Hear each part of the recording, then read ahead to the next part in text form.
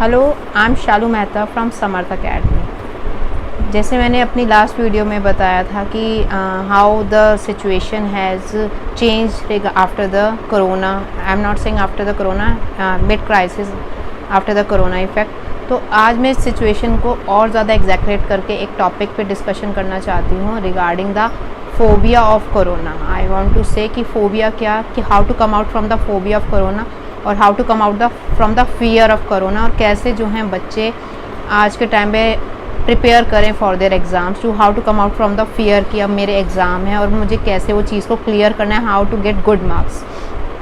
अगर हम इस टॉपिक पे डिस्कशन करें, it's not a very big topic जिस पे एक डिस्कशन चाहिए, पर एक बहुत छोटा टॉपिक है जो एक बच्चों की एजुकेशन को इफ़ेक्ट करेगा। क्यों कहा जाता है कि इफ़ आई से कि अगर मैं बोलूँ कि आज के टाइम पे जो एग्ज़ाम हैं बच्चों के हो रहे हैं, जहाँ पे उनको एक सॉर्ट ऑफ फियर भी है कि अगर वो ऑफलाइन बेसिस पे एग्ज़ाम देंगे तो कैसे क्लियर करेंगे और कैसे उनके अच्छे मार्क्स आएंगे। If the student was getting 80% in 10th and 12th 11th class, now he is getting 60% even after online classes, after online exams, तो how he will able to get that good marks in offline basis. तो यही जो डर है, ये phobia जो है बच्चों में बहुत ज़्यादा हो गया कि एक सिचुएशन में फंस गए हैं जहाँ पे वो डिसाइड नहीं कर पा रहे कि हमें ऑफलाइन एग्ज़ाम देना है या ऑनलाइन एग्ज़ाम देना है। सिचुएशन ऐसी इसलिए हुई है क्योंकि कहा जाता है कि जैसे आज के टाइम पे हम नॉर्मली पढ़ रहे थे, सब कुछ सिचुएशन नॉर्मलाइज थी। उसके बाद जो है आफ्टर कोरोना पैंडमिक जब सिचुएशन ऐसी हुई कि धीरे धीरे बच्चों का पढ़ाई की तरफ जो है माइंड जो है वो डाइवर्ट हो गया, पढ़ाई से माइंड डाइवर्ट हो गया, वो चीज़ें जो है दूसरी चीज़ों ने कवर कर ली।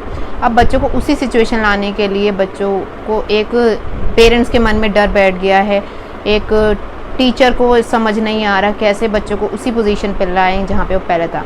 आज के टाइम पे जो बच्चा who was the topper of the class, आज के टाइम में वो बैक बेंचर बन गया है धीरे धीरे। तो टीचर भी परेशान है, इवन बच्चे भी उस चीज़ से निकलना चाहते हैं पर उनको खुद समझ नहीं आ रहा कि वो क्या करें। पेरेंट्स भी कंफ्यूज हैं कि हम क्या करें, कि हम बोल रहे हैं कि हमारे बच्चे को आता है, सब कुछ ऑनलाइन में कर रहा है, पर जब ऑफलाइन में जाएगा तो रियलिटी सबके सामने आएगी कि नहीं, ये वो बच्चा नहीं रहा जो पहले वो चीज़ें करता था। तो ये जो छोटी छोटी सिचुएशन है उसको कैसे हैंडल करें, आज उस टॉपिक पे मैं डिफरेंट पार्ट्स में वो डिस्कशन करना चाहती हूँ कि टीचर्स कैसे उस चीज़ से कॉप अप करें, पेरेंट्स उस चीज़ से कैसे कॉप अप करें और बच्चे उस चीज़ से कैसे कॉप अप करें।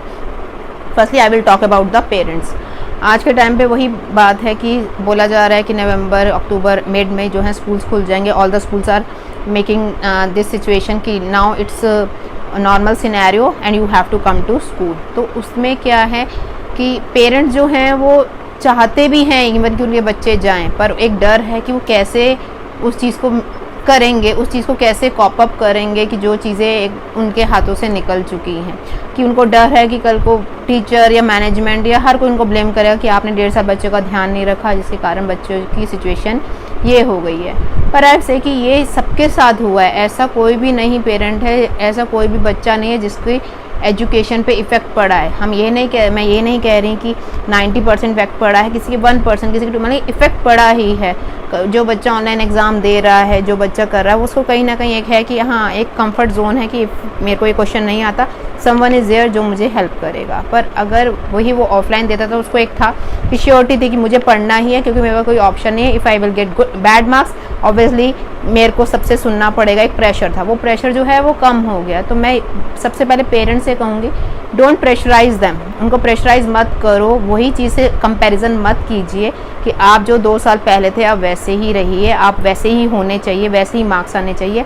हेल्प देम, उनको ऐसे उनको सपोर्ट कीजिए, उनको कॉन्फिडेंस दीजिए कि नहीं, हम आपके साथ हैं, कोई बात नहीं, आपकी कॉपीज़ मेंटेन नहीं है, हम आपकी हेल्प करेंगे, आपका वर्क कंप्लीट नहीं है, हम हेल्प करेंगे, आपको जो टॉपिक्स नहीं आते उसमें हम एक्स्ट्रा एफर्ट्स करेंगे आपके साथ बैठ के। आपको उस बच्चे को आइसोलेट मत कीजिए, उसको बिल्कुल अकेला मत छोड़ दिए कि तू ही रिस्पॉन्सिबल है इस चीज़ के लिए, तो तू ही बाहर निकल के दिखा। नहीं, आई एम विद यू, मैं आपके साथ हूँ बेटा, आपको कोई भी प्रॉब्लम हो मैं आपके साथ करूँगी, टीचर्स आपके साथ हैं, स्कूल आपके साथ है, इवन पूरी फैमिली आपके साथ है। तो बच्चा उस सिचुएशन से निकलने में बेटर होगा एज़ कम्पेयर टू अगर हम बच्चों को आइसोलेट कर देंगे कि या आप ही रिस्पॉन्सिबल है, आप ही ऑनलाइन क्लास लेते थे ना, आप ही ऐसे करते थे ना, तो तुम ही इस चीज़ से निकलो। तो उसमें बच्चे को एक डर रहेगा, एक फोबिया रहेगा, वो जानबूझ के उस चीज़ से निकलना भी नहीं चाहेगा। और वो निकलना चाहता भी है तब भी वो यही सोचेगा कि मैं कैसे अकेले कर पाऊँगा। अगर हमें कहें एक छोटा बच्चा है, वो चलता है, वो गिरता है, वो चलता है गिरता है, तो हम हमेशा उसके साथ रहते हैं कि यार बच्चे चलो कोई बात नहीं, गिरे हैं बच्चे, गिरते हैं तभी तो चलना सीखते हैं। सेम सिचुएशन में आज के टाइम पे बच्चे हैं जहाँ पे वो चीज़ को बहुत पीछे छोड़ आए हैं, तो हम ही अगर उनकी उंगली पकड़ के आगे चलें तो हम कर सकते हैं। संस्कृत में बोला जाता है उद्यमेन ही कार्य सिद्धन्ते नाके मनोरथे, मतलब उद्यम करने से ही, परिश्रम करने से ही कार्य सफल होते हैं।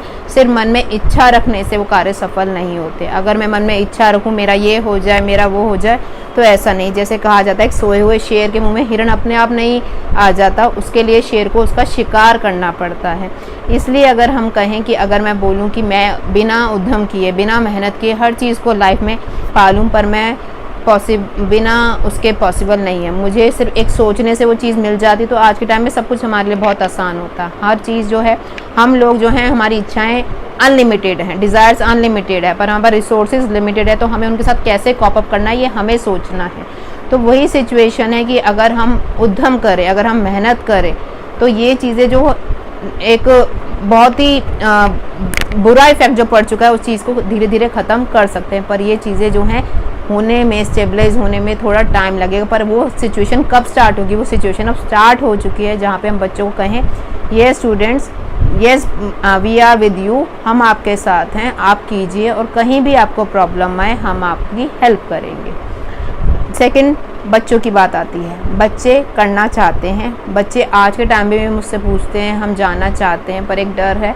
क्या डर? कि मेरे मार्क्स कम आ गए तो क्या होगा। वही डर मैं कहना चाहती हूँ। आजकल 80 to 85% यही बच्चों में सिचुएशन है कि वो जाना चाहते हैं, पर वो कैसे जाएं कि उनके काम कंप्लीट नहीं है, उनको कुछ टॉपिक्स जो स्कूल में पहले हो चुके हैं उनको वो क्लियर नहीं है। स्कूल में जो अगर जाके होगा तो टीचर उनकी इंसल्ट करेगी, बाकी बच्चों के साथ पूछा जाएगा कि आप ऑनलाइन क्या कर रहे थे, तो उनको थोड़ा कॉम्प्लेक्स फील होगा। उनको ये चीज़ें समझ में नहीं आ रही अभी कि अगर हम ऐसे करेंगे तो क्या होगा। बस वो उसी सिचुएशन में जो है एक विशियस सर्कल में घूम रहे हैं जिसमें क्या हो रहा है, ऐसा होगा तो कैसा होगा, ऐसा होगा तो क्या। पर हम जब तक उस चीज़ पे स्टार्ट नहीं करेंगे हमें कैसे पता चलेगा वो सिचुएशन क्या है। क्या पता वो सिचुएशन हमारी उससे भी बेटर हो, जिस जो हम उसे वर्स्ट समझ रहे हैं, क्या हमारी सिचुएशन उससे बेटर हो। क्या पता हम वही चीज़ हम जो पहले पढ़ते थे हम उससे भी अच्छा पढ़ने लग गए, क्योंकि हम पढ़ाई एक टाइम पे हमसे इतनी दूर हो गई है और हम उस चीज़ को करना चाहते हैं। तो ये जो छोटी छोटी बातें हैं, अगर हम उसको पॉजिटिव वे से देखें तो हम कह सकते हैं उस सिचुएशन से हम निकल सकते हैं। फिर एक बात बोली जाती है कि हाँ टीचर्स बोलेंगी, टीचर्स डांटेंगी, टीचर नहीं, कोई टीचर नहीं डांटेगी यार। टीचर कैसे डांट सकती है? टीचर तो इवन खुद टीचर्स चाहती हैं कि वही सिचुएशन हो जहाँ पे बच्चे उनके पास आए, वो प्रॉब्लम्स को लेकर आए। टीचर्स ऑब्वियसली कहा जाता है गुरु ब्रह्मा गुरु विष्णु, गुरु हमारे क्या हैं, भगवान की तरह है। जहाँ पे हम सोचते हैं कि गुरु जो पेरेंट्स हैं वो सिर्फ हमें, टीचर्स जो हैं सिर्फ हमें पढ़ाने के लिए आते नहीं, टीचर्स आपके लिए गाइड भी करती हैं कि कहाँ आप गलत हो, नहीं उसको ठीक करने में भी हेल्प करती है। पेरेंट्स तो बस एक तरह से आपको अगर कह देंगे कि नहीं आपको, पर टीचर्स आपको पढ़ा भी रही हैं, उसके बाद आपके हर सिचुएशन को टैकल करने में आपकी हेल्प भी करती हैं। तो हम अगर एक बच्चा ये दिल से बातें निकाल दे कि क्या होगा कैसे होगा, नहीं आप स्टार्ट कीजिए। अगर जब तक हम घर से बाहर नहीं निकलेंगे तो हमें क्या पता बाहर धूप है या छाँव, घर के अंदर तो सबको छाँव मिलेगी। बाहर जाके पता चलेगा एक्चुअली रियलिटी क्या है। मैं घर बैठ के ही बोल दूँ नहीं बाहर बहुत ज़्यादा कोरोना है, बहुत ज़्यादा सिचुएशन ख़राब है, मैं अपने बच्चे को नहीं भेजूँगी, पर एक दिन मैं बच्चे को बाहर भेज के तो देखूँ। अगर मुझे लगता है कि हाँ सिचुएशन है ख़राब, जहाँ पे मुझे लगता है नहीं मेरे बच्चे को सफ़र कर सकता है, तो हाँ ठीक है मैं उसको घर पे बिठा दूँ। पर जब मैं कह सकती हूँ कि अगर मेरा बच्चा ठीक है, वो खुद खुश है जाकर कि वो जाना चाहता है, तो क्यों ना जाने दिया जा सके। आज के टाइम पे हमारा पूरा स्कूल का जो टाइमिंग्स है वो नहीं रह गया, जहाँ पे आपको सुबह 8 बजे जाना था और आप दोपहर को 3 बजे आएंगे। टाइम है जहाँ से ज़्यादा 3 घंटे आपको बुलाया जा रहा है, क्लासेस कम दी जा रही हैं, क्योंकि वो धीरे धीरे उस चीज़ को बैलेंस करना चाहते हैं। पर अगर हम ही स्कूल्स की हेल्प नहीं करेंगे, हम ही नहीं जाएंगे, तो वो कैसे उस सिचुएशन से बाहर निकलेंगे, हमारे बच्चे कैसे उस चीज़ से बाहर निकलेंगे। जो एक डर है, जो वो डर कैसे ख़त्म होगा। डर तो कभी कहा जाता है ना, डर जितना बढ़ाएंगे उतना बढ़ा जाएगा, कि डर के आगे जीत है। वो डर कब ख़त्म होगा? जब हम उसके आगे निकलेंगे तो जीतेंगे कैसे। तो यही बात है, अगर हम सोचें इस चीज़ को, अगर हम सब मिलकर एक कहते हैं ना एक बैलेंस, क्योंकि हर बंदा आज के टाइम पे, स्कूल जो है वो बच्चों पे डिपेंडेंट है, बच्चे जो हैं वो टीचर्स पे डिपेंडेंट है, टीचर्स बच्चों पे डिपेंडेंट है, पेरेंट्स जो हैं वो स्कूल पे डिपेंडेंट है, स्कूल जो है पेरेंट्स पे डिपेंडेंट है। तो एक सर्कल है जहाँ पे हर कोई एक दूसरे पे इंटरडिपेंडेंट है। हम ये नहीं कह सकते इसके बिना ये सर्कल कंप्लीट हो जाएगा। Everyone is required to complete this circle, और वो सर्कल तभी होगा जब हर एक और एक 11 मिलकर ये सब चीज़ों को टैकल करेंगे। ये स्टूडेंट्स जो हैं वो बोले हम पढ़ेंगे, टीचर्स बोलें कि हम अच्छे से पढ़ाएंगे, पेरेंट्स बोले हम बच्चों को हेल्प करेंगे, स्कूल मैनेजमेंट की आप जैसे मर्जी कीजिए, आप जैसे मर्जी सोचिए, आपने क्लासेस कम देनी है, लेक्चर देनी है, आप एक बच्चे में एक कॉन्फिडेंस इंप्रूव कीजिए। तो ये चीज़ें अगर हम सोचें तो कहा जाता है। बहुत सी सिचुएशन मैंने देखी है जहाँ पे पेरेंट्स ने बच्चों को स्कूल भेजना बंद कर दिया है। बिल्कुल एक साल बच्चों ने बिल्कुल पढ़ाई नहीं की है, जहाँ पे बच्चों ने कॉपीज मेंटेन नहीं की है, उनके स्टेशनरीज उनको सामान लाना बंद कर दिया। क्या है, ऑनलाइन ही तो वैसे ही पास हो जाएगा। तो ये अगर हम मेंटालिटी खुद बच्चों में क्रिएट करेंगे तो बच्चा कैसे लाइफ में ग्रो कर पाएगा। हम वो सोचते हैं कि हमारा बच्चा बस डिग्रीज में दिखा दे कि ही हैज़ गॉट 95%, 98%, 100%, पर रियलिटी लाइफ की उसके लिए ज़ीरो है। तो वो क्या आगे कंपटीशन फेस कर पाएगा। जब वो यूपीएससी के एग्ज़ाम देते हैं, नीट के एग्ज़ाम देते हैं, जेई के एग्ज़ाम देते हैं, वो एग्ज़ाम में उसकी नॉलेज ही ज़ीरो, तो वो किस बेस पे हम उसको आगे भेज रहे हैं। हमें खुद को ये पता है हमारा बच्चा कुछ नहीं है इस लायक, पर हम उसको लोगों को दिखाने के लिए, देखो मेरे बच्चे ने जेई का एग्ज़ाम दिया, ये एग्ज़ाम दिया। तो वाई ये जो शो ऑफ है ये क्यों है? हमें पता है हमारे बच्चे का लेवल क्या है। एक चीज़ और आती है आज के टाइम पे, एक कंपैरिजन जो बहुत ज़्यादा है, जहाँ पे कहा जाता है मेरे एक बेटे ने तो मेडिकल लिया तो दूसरा बेटा मेरा बच्चा जो है वो ह्यूमैनिटीज़ कैसे लगता है। ये तो मेरे एक घर की एक इज्जत का सवाल है। लोग मजाक उड़ाएंगे कि एक बच्चा बहुत अच्छा है पढ़ने में और एक बच्चा डफर है। नहीं, जहाँ बच्चे का इंटरेस्ट हो बच्चे को वो पढ़ने दीजिए। बच्चा जो कहता है, बच्चे को हमसे आज के टाइम पे वो सिचुएशन जो है, कहा जाता है 15 साल पहले, 20 साल पहले, आज की सिचुएशन बिल्कुल डिफरेंट सिनेरियो है। इवन बच्चे हमसे ज़्यादा कॉन्फिडेंस है, फोकस्ड है रिगार्डिंग देयर फ्यूचर। उनको हमसे ज़्यादा पता है कि उनको क्या करना है, तो let them do their work. अगर वो करना चाहते हैं, अगर आपका बच्चा सोचते हो कि साइंस लेकर, ह्यूमैनिटी लेकर, मेड लेकर, नॉन मेड लेकर वो 50-60% और एज़ कम्पेयर टू ह्यूमैनिटीज वो 90% लगता है, which one is better? I think it's 90%। Stream matter नहीं करती है, आपके बच्चे की नॉलेज मैटर करती है। आपका बच्चा कॉमर्स स्ट्रीम लेकर जस्ट पास आउट है और आपका बच्चा दूसरे एक नॉर्मल स्ट्रीम लेके, जिसको ह्यूमैनिटीज़ को बहुत डिफरेंट सिनार से देखा जाता है कि ह्यूमैनिटीज़ तो वो बच्चे लेते हैं जिनके मार्क्स कम आते हैं। नहीं, आप देखिए आज के टाइम पे बच्चा हर फील्ड में, हर चीज़ में इतना फोकस हो चुका है कि उसको अपना पाथ पता है कि मुझे आगे लाइफ में क्या करना है और उसको आगे कैसे सिचुएशन को देखना है। तो अगर ये छोटी छोटी बातों पे हम बच्चों की सुनेंगे, हम बच्चों की बातों को समझेंगे, तो वो बच्चे जल्दी कर सकते हैं। रही बात एक डर कि मेरे को प्रिपरेशन कैसे करनी है एग्ज़ाम की, मुझे पढ़ना है, मुझे बस एक रट्टे मारने हैं, नहीं, एमसीक्यूज़ बेस्ड क्वेश्चंस आएंगे, एमसीक्यूज़ में क्या करना पड़ता है, अगर मैथ्स आएगी तो एक पीछे से गूगल कर लेंगे या कर लेंगे, नहीं, मुझे पढ़ना है। आप आज से वैसे ही पढ़ना शुरू कीजिए जैसे पहले पढ़ा जाता था कि every chapter I have to do the practicals, I have to check whether my answer is correct और नॉट। थ्योरी मुझे प्रॉपर पढ़नी है, जहाँ पे मुझे रट्टा नहीं मारना, चीज़ को समझना है। अगर हम हिस्ट्री पढ़ते हैं तो कैसे, साइंस है तो न्यूमेरिकल्स करते हैं, और साइंस है तो हम फॉर्मूलेज लर्न करते हैं, वो चीज़ को समझते हैं, कार्बन क्या होता है, ऑक्सीजन क्या होता है, नाइट्रोजन क्या होता है, एलिमेंट क्या है, कंपाउंड क्या है, फॉर्मूलेज क्या है मैथ्स के। तो अगर वही चीज़ें करें तो वो चीज़ को करने में कभी, कहा जाता है अंत भला सो भला, कहा जाता है कि हमारा अंत अच्छा है, मतलब कि अगर हम इस चीज़ को अच्छे से करें तो एंड अच्छा है, तो हर चीज़ अच्छी है। पर अगर एंड ही हमारा ख़राब है कि हमें पता है कि हम कुछ पढ़ नहीं रहे और एंड हमारा क्या है, बस कि एक नंबर लाना जिसके अलावा कुछ नहीं, तो वो हमें पता है उस एंड का और भी वर्स्ट क्या होगा। तो ये चीज़ें अगर हम सोचें कि कहते ना कल करे सो आज कर, आज करे सो अब, तो कल वो हम क्यों सोचें, कल देखेंगे क्या है। हम आज से ये चीज़ शुरू करते हैं कि मैंने तो वैसे ही पढ़ना है जैसे मैं पढ़ता था। सिचुएशन धीरे धीरे करके जो है वो बेटर हो रही है, और एक टाइम आएगा जब सब कुछ नॉर्मलाइज हो जाएगा, तो मैं तब तक शायद उस चीज़ को नॉर्मल करने में मुझे टाइम लगेगा। तो मुझे ये नहीं देखना मेरे पड़ोस का बच्चा जा रहा है, नहीं, मुझे जाना है, क्योंकि मैं इस क्लास का बच्चा हूँ, मैं 9th क्लास का बच्चा हूँ, मैं 8th क्लास का बच्चा हूँ, मुझे पढ़ना है, बाकी का मुझे लेना नहीं है। मेरा फोकस है मेरे को अच्छे मार्क्स लाना है, क्योंकि मेरा 10th में फोकस है गुड मार्क्स लाना, और 11th में फोकस है मुझे अपने हिसाब से मुझे स्ट्रीम लेना। तो ये चीज़ें अगर बच्चा आज के टाइम से सोचना शुरू कर देगा, तो मेरे को नहीं लगता कोई पेरेंट जो है इतना परेशान होगा, कोई बच्चा है जो सफ़र करेगा, और टीचर जो है वो इतना उनके पीछे भागेगी।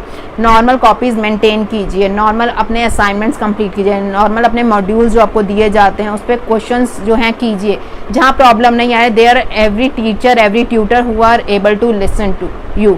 ऐसा कोई टीचर नहीं है जो कहेगा कि I am not here to tackle your problem. हर पेरेंट भी यही चाहेगा कि उनका बच्चा नॉर्मल होकर पढ़ रहा है, क्योंकि आज के टाइम में सबसे ज़्यादा पेरेंट्स सबसे ज़्यादा इसलिए परेशान है, उनके पास एक सिचुएशन आ गई है, क्या करें, ऑनलाइन है, ऑनलाइन बच्चे को समझ नहीं आता। हम यही कहेंगे ऑनलाइन से अगर वो ऑफलाइन भी किया जा रहा है तो आप उनको ऑफलाइन स्कूल जाने दीजिए, आप उनको प्रॉपर प्रोटोकॉल्स, प्रॉपर जो है सोशल डिस्टेंसिंग उनको जाने दीजिए। जब वो डर बच्चों में अपने आप ख़त्म हो जाएगा, पेरेंट में अपने आप ख़त्म हो जाएगा, तो वो चीज़ क्या हो जाएगी, बिल्कुल नॉर्मल हो जाएगी। आज क्लास में 5 बच्चे जा रहे हैं, कल को क्या पता 10 पाएँ, फिर उसके बाद बढ़ता जाए तो क्या हो जाएगा, एक डर जो है जहाँ पे हम ख़त्म हो जाएगा। आज हम फेस्टिव सीज़न आता है, कोई फेस्टिव मोड आता है तो वी आर ऑलवेज रेडी कि मार्केट जाएंगे, ये लेकर आएंगे, हमें तब डर नहीं लगता। अगर हम किसी यहाँ गोलगप्पे कोई खा रहा है तो गोलगप्पे खाने के 5 लेडीज़ 10 लेडीज़ खड़ी हैं तो हमें डर नहीं है कि तब हमें कोरोना नहीं हो सकता, क्योंकि हम यहाँ पे सब सेफ़ है। पर इवन जब स्कूल में प्रॉपर डिस्टेंसिंग मेंटेन किए, हम अपने बच्चे को नहीं भेजेंगे क्योंकि वहाँ पे कोरोना होने के चांसेस, वहाँ कोरोना होने के चांसेस नहीं है, वो एक डर है जो हमारे अंदर बैठ गया है कि हम उस सिचुएशन को टैकल करना ही नहीं चाहते, हम उस चीज़ से दूर भागना चाहते हैं। पर जब तक ये चीज़ों को दूर हम अपने दिल में बिठा कर रखेंगे, दिमाग में चीज़ें अपनी घर कर लेंगे, तब तक वो चीज़ों को हम ख़त्म नहीं कर सकते। कहा जाता है कि अब करत करत अभ्यास के जड़मति हो सुधान, कहा अब मतलब जो पुराने टाइम पे ग्रंथों ने जो ये श्लोक ये सब बताए हैं, ये ऐसे नहीं बताए हैं, इसके पीछे भी कोई ना कोई एक लॉजिकल रीज़न है। बार बार एक चीज़ करने से, अगर मैं क्वेश्चन कर रही हूँ, मेरा क्वेश्चन गलत हो रहा है और मैं बार बार उस चीज़ को कर रही हूँ, तो एक टाइम ऐसा भी आएगा जब वो मेरा क्वेश्चन बिल्कुल ठीक हो जाएगा और वो दिमाग में चीज़ मेरी लाइफ टाइम तक रहेगी। पर अगर मैं बोलूँ ये क्वेश्चन करने के बाद मेरे को प्रॉब्लम आ रही है, मैं इसको छोड़ के नेक्स्ट चैप्टर पढ़, एक टाइम मैं बुक ही बंद कर दूंगी जहाँ मैं एक क्वेश्चन भी नहीं करूँगी, तो ये क्या है, प्रॉब्लम किसी और में नहीं है, प्रॉब्लम किसी टीचर में नहीं है, प्रॉब्लम मेरे में है, ये मेरे दिमाग में है जो मैं इस चीज़ को समझना ही नहीं चाहती। तो वही बात है, अगर मैं बोलूँ कि मुझे अपने बच्चे को स्कूल भेजना है, आज वो जा रहा है, ठीक है, अगर कोई और नहीं जा रहा कोई बात नहीं, मैं भेज रही हूँ, फिर भेज रही हूँ, आप ऑनलाइन एग्जाम मत दो, आप ऑफलाइन दो, उसके नंबर कम आएंगे, कोई बात नहीं, नेक्स्ट टाइम और वो इम्प्रूव करेगा, उसमें एक कॉन्फिडेंस तो आएगा कि मैंने ऑफलाइन बेसिस पे, मैंने 2 साल बाद जो है ऑफलाइन बेसिस पे एग्जाम दिए और मेरे को अब थोड़ा बेटर लग रहा है, तो वो खुद ही उस चीज़ को ख़त्म करने की कोशिश करेगा, क्योंकि खुद बच्चा एक बाउंड हो चुका है कि वो ऑनलाइन पढ़ना ही नहीं चाहता। वो सब बच्चे आज के टाइम पे समझ चुके हैं कि एक रियलिटी क्या है कि ऑनलाइन उन्हें समझ में नहीं आ रहा। तो हम ये टाइम आ चुका है जहाँ हम समझें कि अब न्यू सेशन स्टार्ट होने में 5-6 महीने रह गए हैं, तो तब तक हमारा बेस जो है उस क्लास को रिगार्डिंग वो ख़त्म ना हो जाए, तो वो चीज़ को मैं अभी शुरू करूँ। हमारे सीबीएसई ने कितना अच्छा सिस्टम किया है, 9 to 12 जो है हम टर्म 1 टर्म 2 ये सिचुएशन को देखेंगे कि बच्चे पे प्रेशर ना हो। तो ये टाइम है बच्चों को अच्छे मार्क्स लाने का, ये टाइम है बच्चों को अभी भी समझने का, ये टाइम है हर चीज़ को नॉर्मलाइज करने का, और ये तभी हो सकता है जब हम सब मिलकर इस चीज़ को टैकल करने की कोशिश करें। जहाँ बच्चा सफ़र कर रहा है, जो चीज़ बच्चों की एक मेंटल सिचुएशन को पेरेंट से ज़्यादा बेटर कोई नहीं समझ सकता। और एक टीचर पढ़ा रही है, टीचर को समझ में आ जाता है साइकोलॉजी की बच्चे के दिमाग में क्या चल रहा है, वो उस चीज़ को समझ रहा है नहीं चल रहा, पर टीचर कुछ नहीं कर सकती ऑनलाइन। टीचर भी यही चाहती हैं कि आप ऑफलाइन आओ, वो चीज़ ज़्यादा बेटर है, पर टीचर कभी किसी को ऐसे नहीं बोल सकते कि आप स्कूल में आओ, नहीं किसी को फोर्स कर सकती, क्योंकि एंड ऑफ द डे वो चीज़ की रिस्पॉन्सिबिलिटी टीचर्स पे आ जाती है। पर ये चीज़ पेरेंट्स भी समझें कि it is necessary now to send their word to the schools, otherwise the situation will be the worst situation, और जो कभी टैकल कभी क्लियर नहीं हो सकती। तो इस वीडियो के थ्रू मैं बस ये बोलना चाहती हूँ कि मैं किसी को फोर्स नहीं कर रही, मैं किसी के लिए फेवर या किसी के अगेंस्ट में नहीं बोल रही, मैं बस एक सिचुएशन को नॉर्मलाइज करने की एक रिक्वेस्ट कर रही हूँ, जहाँ वो मेरे से अकेले से नहीं हो सकती, आपसे नहीं हो सकती, वो सब हम मिलकर कर सकते हैं, और वही हम चीज़ ला सकते हैं जो 1-2 साल पहले होती थी, जहाँ पे हर चीज़ जो थी अकॉर्डिंग टू अस, हमारे अकॉर्डिंगली बच्चे करते थे। आज के टाइम जो है situation obviously out of control होती जा रही है, तो वो करने के लिए हमें सब करना पड़ेगा। तो मैं इस वीडियो को यही चाहूँगी कि आप आगे ज़्यादा से ज़्यादा देखें और आगे से ज़्यादा शेयर करें, ताकि इसमें आप अपने व्यूज़ दे सकें कि वेदर आई एम राइट और रॉन्ग, और जहाँ भी मेरी कुछ गलत सोच है या जहाँ भी मैं गलत बोल रही हूँ, आप मुझे प्लीज़ बोलें कहाँ मेरी गलती है, ताकि हम समझें, क्योंकि ये मेरे व्यूज़ जो हैं मेरे अपने हैं, इसमें आपके व्यूज़ जो हैं वो आपके हैं, तो इसमें जो है तभी वो चीज़ आगे बढ़ सकती है जब उसमें आपस में व्यूज़ इंटरचेंज हों। तो please please please must watch this video and share it. Thank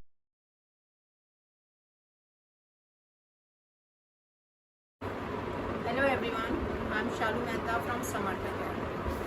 आज जो मैं वीडियो बना रही हूँ उसका ये टॉपिक है कि जब ये क्लासेस वगैरह कहा जा रहा है कि we are starting the schools on offline basis, तो how the thinking, how the new criteria of the parents, new criteria of the students regarding these classes. तो ये जो छोटे छोटे टॉपिक्स हैं जो हमने लास्ट क्लास में दिखाया था कि स्कूल शुड बी ओपन, उससे पहले मैंने बोला स्कूल जो है वो जो क्लासेस होनी चाहिए, जो एग्ज़ाम्स होने चाहिए वो ऑनलाइन मोड पे होने चाहिए। तो आज एक छोटे से टॉपिक है जो मैं लेना चाहती हूँ, जिसमें जब अब स्कूल खुलने की बात आ रही है कि इवन कहा जा रहा है कि सेकेंडरी स्कूल्स ओपन होने चाहिए, प्राइमरी 6 to 8 की क्लासेस जो हैं वो खुल जानी चाहिए। तो उसमें जो थिंकिंग है पेरेंट्स रिगार्डिंग फोबिया जो है रिगार्डिंग कोरोना, उसके ऊपर छोटा सा डिस्कशन है। सी आवर कंट्री जो है इज़ अ वाइड कंट्री जहाँ पे इतनी डाइवर्सिटी है, रिलीजन कल्चर के बेसिस पे थिंकिंग डिस्पैरिटीज़ हैं।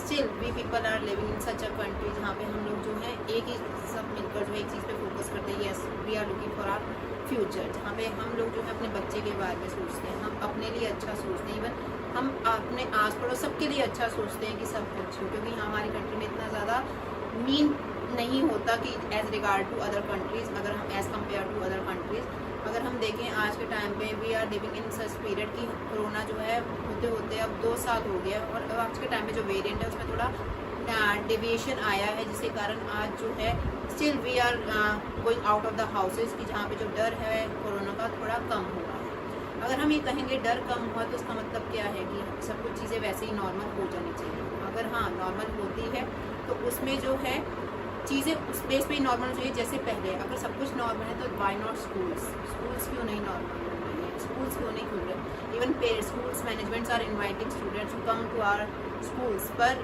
बच्चे जो हैं अभी भी पेरेंट्स में डर है कि we don't want to send our children, क्योंकि अभी भी कोरोना है। सी पहले भी लास्ट वीडियो में मैंने यही कहा था कि कोरोना है और कोरोना हमें we have to live in new normal, ये न्यू नॉर्मल जहाँ पे हमें उसके साथ जीना पड़ेगा। इवन सब जगह कहा तो गाइडलाइंस दी जाती हैं, even we are following that guidelines, but not in the case of schools. हम जो चाहते हैं, हम कहते हैं कि हम घूमने भी जाएंगे, हम सब कुछ करेंगे, बस हम बच्चे को अपनी स्कूल नहीं भेजेंगे। We will see it in next session. आप खुद सोचिए, पेरेंट्स से मेरी एक रिक्वेस्ट है कि अगर हम ये 2 साल हमारे बच्चे ने पढ़ाई उस तरीके से नहीं की जैसे वो करता था, उस सिचुएशन में नहीं की जैसे उस सिचुएशन में वो पढ़ता था, उस सिचुएशन में कॉपीज मेंटेन नहीं की जैसे वो पहले करता था, उस सिचुएशन में हमने अपने बच्चों को नहीं पढ़ाया जैसे हम पढ़ाते थे, वो प्रेशर हम पे नहीं था जैसे दिया जाता था, वो प्रेशर बच्चों पे अब नहीं है जैसे वो बियर करते थे। तो ये इसका इफेक्ट कहीं ना कहीं बच्चों के स्टडीज़ पे हुआ है। अभी भी लास्ट लेटेस्ट जो रिपोर्ट आई है उसमें कहा 98% ऑफ द स्टूडेंट्स जो है उनका जो पढ़ाई पे इफेक्ट पड़ा है। वी पीपल जब एग्ज़ाम टाइम आता है, नॉट अब सितंबर टाइम पूरा गया, सितंबर टाइम इवन FA और SS का टाइम होता है जहाँ पे पूरा हाफ टर्म में कहा जाता है जिसमें पूरे एग्जाम हुए और बच्चों के मन में कोई डर ही नहीं है, कोई एक प्रेशर ही नहीं कि yes we are having exam और हमें उसमें लेट नाइट स्टडीज़ करनी है। Even I am seeing the students of class 10th and 11th, they are least worried about their studies कि ठीक है हो जाएगा, we will cover it। जब नवंबर में उनका बोला गया है हाफ टर्म का उनका मिड टर्म बोर्ड है, दे आर लिटरली कैजुअल कि कोई बात नहीं, कोरोना की वेव आएगी और सब वैसा ही हो जाएगा, ऑनलाइन एग्जाम हो जाएंगे। क्या ये सिचुएशन उसके लिए पेरेंट्स को उनको हेल्प नहीं करनी चाहिए, पेरेंट्स को उनको नहीं समझाना चाहिए? हमें पता है पेरेंट्स जो हैं वो अपने बच्चों को एक ऐसे कैजुअल ऐसे लूप होल्स में रखना चाहते हैं जहाँ पे वो कहते हैं कि हम अपने बच्चे को खुद धूप में हो जाएंगे पर अपने बच्चे को छाया देना चाहते हैं। ये हर पेरेंट की एक ही थिंकिंग होती है, पर अगर हम कहें कि ये चीज़ें जो है बच्चों को स्पॉइल कर रही है तो और उसके बाद जो है उनका ऑब्वियसली जो एक अटैचमेंट जो इनका एक इंटरेस्ट था पढ़ाई से वो धीरे धीरे ख़त्म हो जाए तो कहीं ना कहीं उनके फ्यूचर को ज़रूर इफेक्ट करेंगे। आज हम देखते हैं छोटी सी बात, एक बच्चे की नॉर्मल बात है, जो बच्चा प्री स्कूल में प्री प्राइमरी में 2 साल पहले उसने एडमिशन लिया है, आज अगर हम देखें तो उस बच्चे का बेस ही नहीं है, इसका even know the phoenix, he even doesn't know the ABCD। तो उससे क्या हो रहा है, पेरेंट तो ये कहते हैं कि यार it's a responsibility of school क्योंकि हमने फीस दे दी है, but how can the school be able to do if you don't want to send your children to your school? अगर वो अपने बच्चों को अपने स्कूल में नहीं भेजना चाहते तो पेरेंट्स मैनेजमेंट स्कूल्स क्या करेंगे, टीचर्स क्या करेंगे? Teachers are ready to teach the student को। हमेशा आपने देखा है इन 2 साल में अगर बैंकिंग वॉरियर्स के नाम पे बोला जाता है, डॉक्टर वॉरियर्स रहे हैं, इवन से कि आर्मी, हर चीज़। तो even I will salute to the teachers जो इसमें सिचुएशन में सबसे आगे रही हैं, जिन्होंने अपने घर पे वर्क फ्रॉम होम करके, इवन जो है असाइनमेंट्स बना के, शीट्स बना के, ऑनलाइन क्लासेस लेके, जहाँ पे उन्होंने 40 50 स्टूडेंट्स को कवर किया एट अ टाइम। उसके बाद डिफरेंट क्लासेस ली जहाँ बच्चों को समझ नहीं आ रहा, फिर से उन्हें दिया, असाइनमेंट्स दिए गए, कॉपीज मेंटेन करने के बाद टीचर हर रोल वो प्ले कर रही है जितना वो कर सकती है और उससे बियॉन्ड प्ले कर रही है। Still it's the responsibility of parents कि वो समझे, इस चीज़ को रियलाइज़ करें कि टीचर्स भी उस सिचुएशन में नहीं थी जिस सिचुएशन में उनको डाला गया है। हम सेम उस सिचुएशन में थे, बच्चे भी उसी सिचुएशन में थे जो नॉर्मल लाइफ जी रहे थे, पर ये सिचुएशन आई तो टीचर्स ने अपने आप को पढ़ाने के तरीकों को चेंज किया। ऐसे अगर हम ये सोचें कि बच्चे भी अपने पढ़ने के तरीके को चेंज करें और चीज़ बैलेंस रहे, तब ये चीज़ पॉसिबल है। हम ये कहते हैं कि टीचर्स तो अपना 100% दें, पर बच्चे ना करे वो टीचर की गलती है। If the student is getting good marks then it's because of the student, but if the student is getting less marks as they wanted, तो इसमें सारी गलती टीचर की है, ट्यूटर की है कि उसने ठीक से नहीं पढ़ा। आप ये कैसे कह सकते हैं? हम ये नहीं कह सकते, हम किसी को ब्लेम नहीं कर सकते। अगर हम कहते मेरे घर में मेरे 3 बच्चे हैं और अगर मैं कह रही हूँ तीनों का रिजल्ट एक आ रहा है, पर पढ़ाने वाली तो मैं एक हूँ, मैं ये नहीं कहूँगी कि मेरी पढ़ाने से मैं उसको ज़्यादा पढ़ा रही हूँ, मैं उसको कम पढ़ा, मैं सबको एक जैसा ही पढ़ा रही हूँ। बच्चा नहीं पढ़ा तो इसका कैपेबिलिटी ऑफ द बच्चे की जो वो कैलिबर उसका है जिससे वो चीज़ को क्लियर नहीं कर पा रहा। तो हम ये नहीं कह सकते अगर मैं एक इंग्लिश क्लास ले रही हूँ और if in teaching the same grammar topic to all the students, and if many students are covering that topic and one student is not covering that topic, it is not the responsibility of mine कि मैं responsible उसके बच्चे को करने। Even मैंने अपना 100% दिया, even 100% से ज़्यादा दिया उसको कवर करवाने के लिए। तो how the teacher is responsible for the future of the student. हाँ, टीचर एक गाइडर होती है, जो एक टीचर एक फैसिलिटेटर होती है, वो रेगुलेटर नहीं होती है आपकी लाइफ का। टीचर एक फैसिलिटेटर है कि आपको फैसिलिटीज प्रोवाइड की जा रही है टीचर के थ्रू, जो आपको हर चीज़ बताएगी। बट टीचर को आप सोचो कि वही आपकी लाइफ को रेगुलेट करेगी, ऐसे होगा वैसे होगा। How can you blame the teacher? आप ब्लेम नहीं कर सकते टीचर को। अगर हम कहें कि अगर आप पेरेंट है, पेरेंट अपनी बच्चा नहीं पढ़ता, तो जब पेरेंट अपनी वो रिस्पॉन्सिबिलिटी नहीं लेता तो वो टीचर को कैसे रिस्पॉन्सिबिलिटी लेता है? अगर एक मैं मदर हूँ और मेरा बच्चा नहीं पढ़ रहा, और मैं कैसे टीचर को ब्लेम कर सकती हूँ कि आप नहीं पढ़ा रहे? यार, ये मेरी भी तो रिस्पॉन्सिबिलिटी कि मैं बच्चे को ठीक से नहीं देख पा रही, मैं ठीक से बच्चे को गाइड नहीं कर पा रही, उसकी प्रॉब्लम को समझ नहीं पा रही, वो कहाँ लैग कर रहा है। और इसके कारण मैं सिर्फ अगर टीचर को ब्लेम करते वो बच्चे में क्या आ जाता है कि या टीचर इज रिस्पॉन्सिबल, मेरी तो कोई गलती नहीं है। तो मैं ये कहना चाहती हूँ कि अगर कोई भी चीज़ है, अगर आज के टाइम पे सिचुएशन में इस चीज़ से निकलने का एक ही रास्ता है कि अगर हम हर चीज़ को बैलेंस करके चलें। टीचर्स ने कभी भी ऐसा नहीं किया कि वो इस चीज़ से, सिचुएशन से पीछे भागे कि वो फेडअप हो गई। उन्होंने कभी नहीं कहा कि we are fed up with online classes. They said it's our duty and we have to perform. तो बच्चे की ड्यूटी कहाँ गई? बच्चे ने क्या किया? इवन पेरेंट्स कहते हैं we are giving fees, we are giving and monthly quarterly fees to the school, तो वो उनकी रिस्पॉन्सिबिलिटी है। अरे कैसी रिस्पॉन्सिबिलिटी? क्यों रिस्पॉन्सिबिलिटी? वो आपने किसी को खरीद नहीं लिया है, आपने सिर्फ एक मैनेजमेंट, स्कूल मैनेजमेंट एक गाइडर होता है जो आपको बच्चों को एक एडमिशन लेकर आपके बच्चे को एक जगह प्रोवाइड करता है जहाँ बच्चा पढ़ता है और अपनी लाइफ को आगे फ्यूचर को देखता है। पर अगर हम बोलें कि ये चीज़ें के लिए सारी रिस्पॉन्सिबिलिटी टीचर की है, अगर फिजिक्स का टीचर अच्छा नहीं पढ़ा रहा, केमिस्ट्री का टीचर अच्छा नहीं पढ़ा रहा है, साइंस का टीचर अच्छा वो पढ़ा रहा है, जिसकी जितनी नॉलेज है वो पढ़ा रहा है, अगर आपको समझ नहीं आ रहा, पूरी क्लास नहीं समझ पा रहे, तो it's the mistake of the teacher कि हाँ टीचर उनको समझा नहीं पा रहा है, टीचर उनके साथ मेंटेन अपना बैलेंस मेंटेन नहीं कर पा रहा, तब हम कह सकते हैं टीचर को ब्लेम करना चाहिए। पर अगर बोलें कि हम टीचर हर चीज़ करें, अगर आपके मार्क्स के लिए, अगर आप getting 40 out of 45, then the 5 marks के हैं, वो एक ट्यूटर की रिस्पॉन्सिबिलिटी, एक टीचर की रिस्पॉन्सिबिलिटी, कैसे वो ले सकता है रिस्पॉन्सिबिलिटी? यार, आपने रिस्पॉन्सिबिलिटी ली है अपने बच्चे की।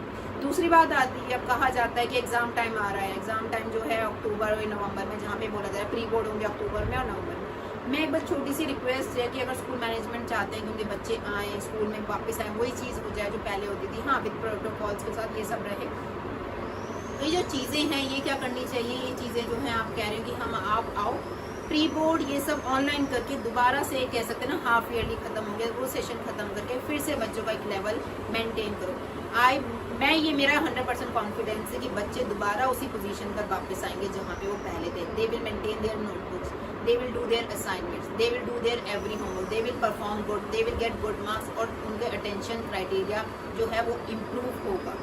अगर हम ये बस छोटी छोटी बातें अगर मैं बोलूँ कि किसी की गलती है, किसी गलती है तो ब्लेम गेम होती है। मैं ब्लेम गेम नहीं कर रही, मैं सिर्फ नॉर्मली बात कर रही हूँ। जहाँ जहाँ मुझे लगता है कि छोटे छोटे जो लूप होल्स हैं अगर हम उनको क्लियर कर लें, इनको कवर कर लें, तो जो जो प्रॉब्लम्स आ रही हैं आज के टाइम में, बैलेंस नहीं बन रहा। कि स्कूल वाले कह रहे हैं आप आ जाओ, पेरेंट्स कह रहे हैं हम नहीं भेजेंगे, पेरेंट्स के मन में भी ये पता है कि बच्चों ने कुछ पढ़ा नहीं है, मार्क्स आएंगे, एग्जाम में परफॉर्म नहीं कर पाएंगे, ऑब्वियसली वो सुनाएगा, बच्चे का मोरल डाउन होगा। बहुत सी बातें हैं पेरेंट्स के मन में, पर पेरेंट्स ये बातें मन में रखते हैं, बच्चे के सामने भी नहीं बोलते। पर मैं ये कहती हूँ कि हाँ, मैनेजमेंट इस चीज़ को समझे, स्कूल मैनेजमेंट, टीचर्स, बच्चों के पेरेंट्स, इवन बच्चे ये समझे कि हाँ हमने नहीं पढ़ा है ऑनलाइन क्लास में, वैसा नहीं पढ़ा जैसा हम पहले पढ़ते थे, तो नॉर्मल सिचुएशन होने में थोड़ा टाइम लगेगा और उसमें कॉप अप करने में स्कूल टीचर्स हमेशा उनके साथ रहेंगे, तो वो आगे भी हेल्प करेंगी। हाँ, आप नवंबर से बच्चों को बुलाओ, फर्स्ट जैसे सेकेंड टर्म स्टार्ट होता है, फिर से first chapter copy maintain,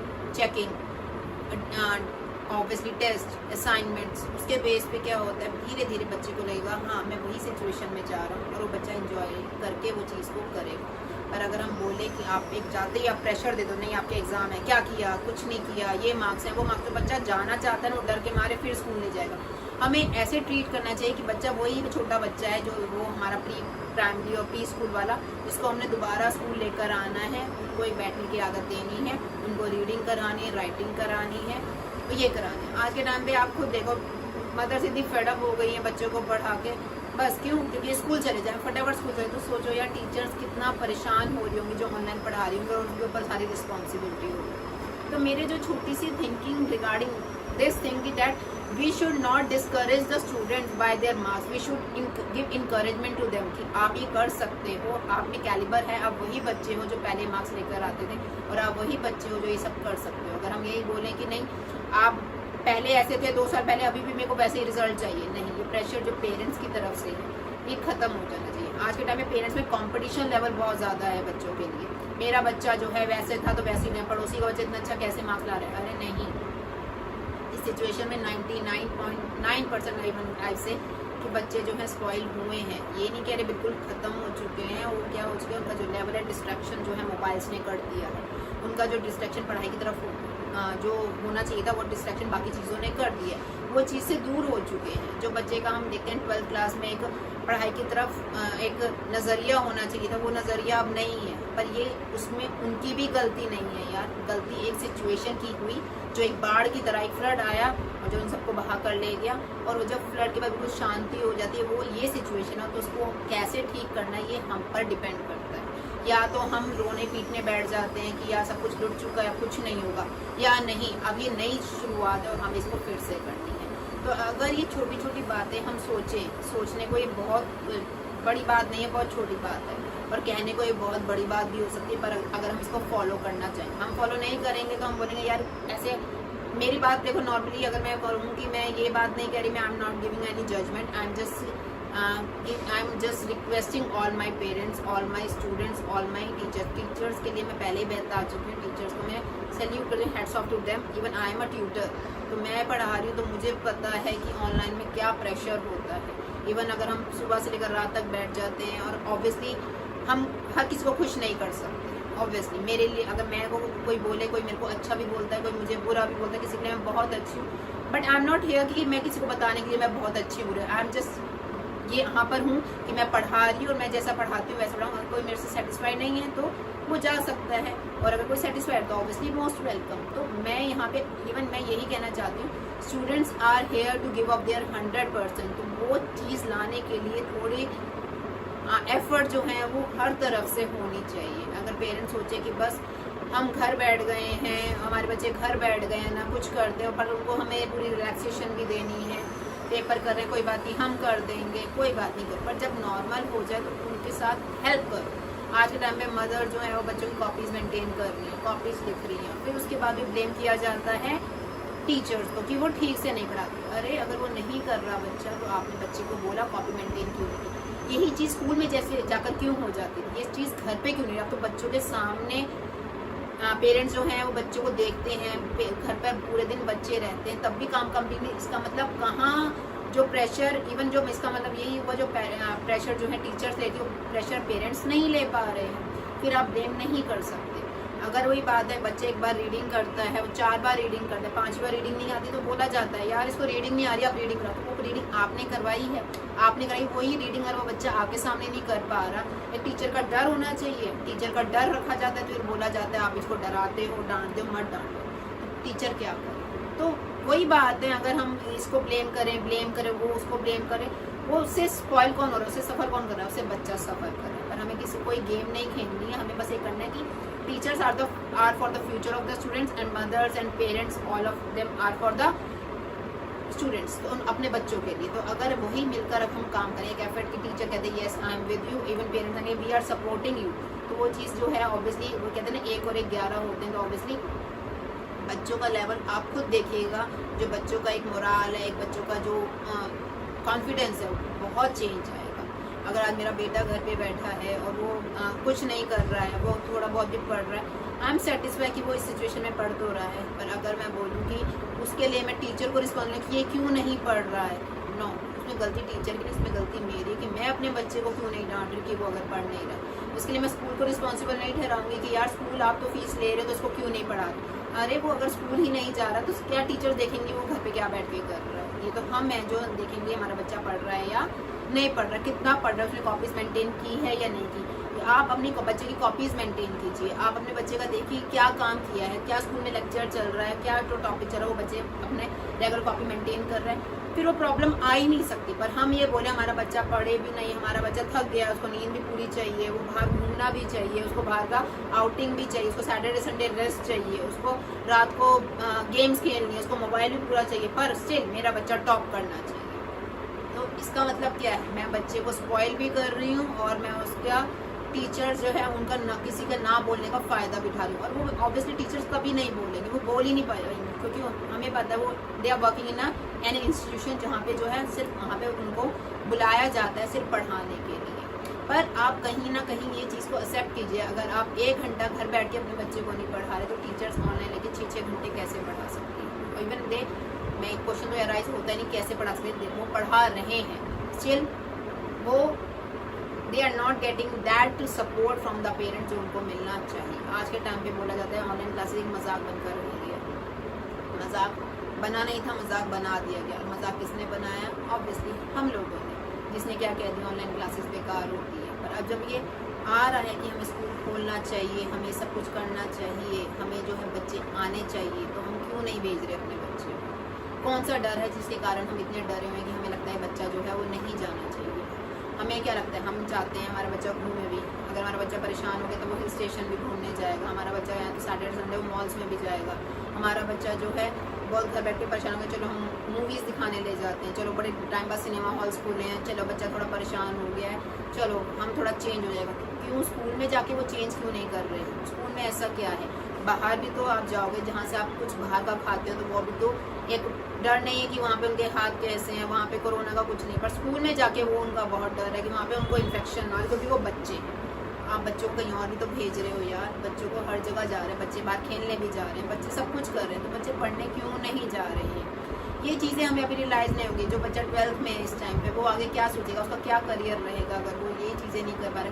he is getting knowledge कहाँ गई? कहते हैं ना नॉलेज हो तो दुनिया आपके पीछे आती है, पर अगर आपका नॉलेज ही नहीं तो आप दुनिया के पीछे भागोगे। तो हम कहाँ हैं? हम उस पोजीशन पे हैं, हमारे बच्चे पहुँच रहे हैं यहाँ पे नॉलेज लेवल बिल्कुल ज़ीरो होता जा रहा है, बस दे आर गेटिंग 80-90%। परसेंटेज का क्या किसी ने करना है? परसेंटेज मैटर नहीं करती। अगर आप ऐसे ही मैं यहाँ पे कोई डिग्री अचीव करती हूँ और मैं फॉरेन कंट्री जा रही हूँ, वहाँ पे मेरी डिग्री की वैल्यू नहीं है, वहाँ पे मेरी नॉलेज की वैल्यू है कि मैं वहाँ मेरे को कुछ चीज़ कर रही हूँ। अगर if I am doing CA, मैं यहाँ पे CA कर रही हूँ, वहाँ पे हम मानोगे फॉरेन कंट्री में उस CA की कोई वैल्यू नहीं है। वैल्यू आती है एक नॉलेज की। आज के टाइम पे हर बच्चा 95-98% हमें को अच्छे कॉलेज में एडमिशन भी मिल जाएगा। बच्चे कहते हैं बस क्या करना है, हमने तो अपनी लाइफ जीनी है, तो जी के उसके बाद क्या?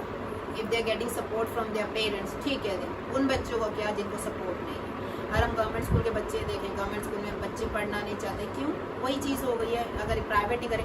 पर आज के टाइम में देखें गवर्नमेंट स्कूल में बच्चे ज़्यादा हैं, प्राइवेट स्कूल में बच्चे जाना नहीं चाहते, because they are getting full support. एक दिल्ली ऐसी सिटी आज के टाइम में बन गई है जहाँ हर जगह स्कूल खुले हैं, पर एक दिल्ली ऐसी सिटी है जहाँ even parents are not sending their children because एक उनको पैनिक है, there is corona. Obviously corona है, I am not saying corona खत्म हो गया है, but we have to live in this new situation जहाँ पे we have to live with corona with proper protocols and proper distancing. Social, आप school में जाओ, अगर आप बच्चे को पीछे देखेंगे पूरा सोशल डिस्टेंसिंग मेंटेन की जा रही है, प्रॉपर क्राइटेरिया फॉलो किया जा रहा है। और ये इतना बच्चा हमारा स्मार्ट इनफ होता है कि हर चीज़ को समझ सके, कि उसको भी पता है कोरोना है, उसको कैसे अपने आप को प्रॉपरली मेंटेन करना है, कैसे उसको सोशल डिस्टेंस मेंटेन करना है। तो ये चीज़ें अगर हम छोटी छोटी चीज़ें देखें तो मैं वो डर जो है हमारा खुद, एक दिन स्कूल में बच्चा जाएगा, दूसरे दिन पेरेंट देखेगा यार बच्चा ठीक है, फिर वो 4 और पूछेगा आप ठीक थे, कैसा रहा, बच्चा बताता है एनवायरनमेंट ऐसा रहा, फिर वो देखता है यार धीरे धीरे सब ठीक है, एक को देख के 2 बच्चे, 2 को देख के 4 बच्चे, ऐसे करके धीरे धीरे ऑब्वियसली स्ट्रेंथ बढ़ेगी और वो चीज़ नॉर्मल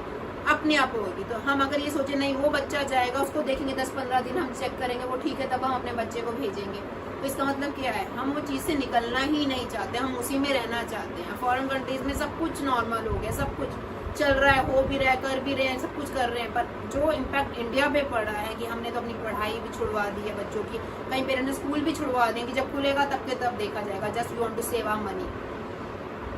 क्या है ये एक वो चीज़ है, अब कहा जाता है मेरा बच्चा कहीं भी चला जाए, 2 साल तो निकाल लें, 1 साल तो निकाल लें, जैसे मर्जी कर लेगा, हम ट्यूशन नहीं लगाएंगे, कोई बात नहीं, जैसे निकल रहे थे चीटिंग करके निकल तो जाएंगे, पर आगे क्या कहते हैं ना, जिंदगी भर पैसा साथ नहीं रहता, ज़रूरी नहीं आज वक्त ऐसा है कल वक्त कैसा है, पर एक बंदे की नॉलेज, एक बंदे की पढ़ाई उसको ज़िंदगी भर सपोर्ट करती है। आज अगर मैं पढ़ी हूँ, मैं पढ़ी लिखी हूँ, मैं कर सकती हूँ, इवन कोई भी सिचुएशन आए I am able to cope up with this environment, मैं उस इन्वायरमेंट का कॉप अप कर सकती हूँ, चाहे मैं कोई भी काम कर लूँगी जब मुझे पता है, क्योंकि just because of my education. पर अगर मैं पढ़ी लिखी नहीं हूँ, मेरे कोई नॉलेज नहीं है, मैं कुछ कर नहीं पा रही हूँ, तो कल को सिचुएशन कुछ भी आ सकती है जहाँ पे क्या है, कहीं सपोर्ट नहीं रहता, तब आप क्या करें। तो ये चीज़ें बच्चों को समझानी चाहिए कि अगर हम कोई, मैं ये नहीं कह सकती कि बड़े बड़े बिजनेस होते हैं, ऑब्वियसली बिजनेसेस का कुछ पता नहीं, जॉब्स का कुछ पता नहीं, लाइफ का कुछ पता नहीं, तो make your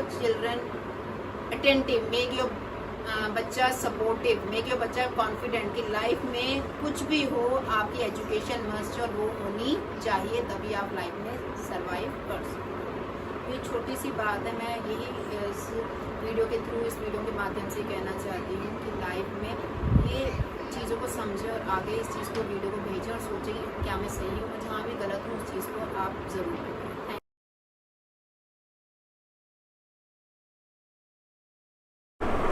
Hello everyone, I am Shalu Mehta from Samarth Academy. Today my topic is on we should never give up. हम आज के टाइम पे, या हम देखते हैं कई बार जो होते हैं बच्चे पढ़ते हैं, बहुत एफ़र्ट्स करते हैं और बहुत कुछ क्योंकि लाइफ में अचीव करना चाहते हैं, पर कई बार उनकी लाइफ में कुछ ऐसा इंसिडेंस हो जाता है जब वो क्या करते हैं, एक टाइम पे हिम्मत हार जाते हैं। तो आज ये नॉर्मल वीडियो जो मैं बनाना चाहती हूँ, जो इस वीडियो के थ्रू मैं कहना चाहती हूँ, बस यही कहना चाहती हूँ कि we should never give up.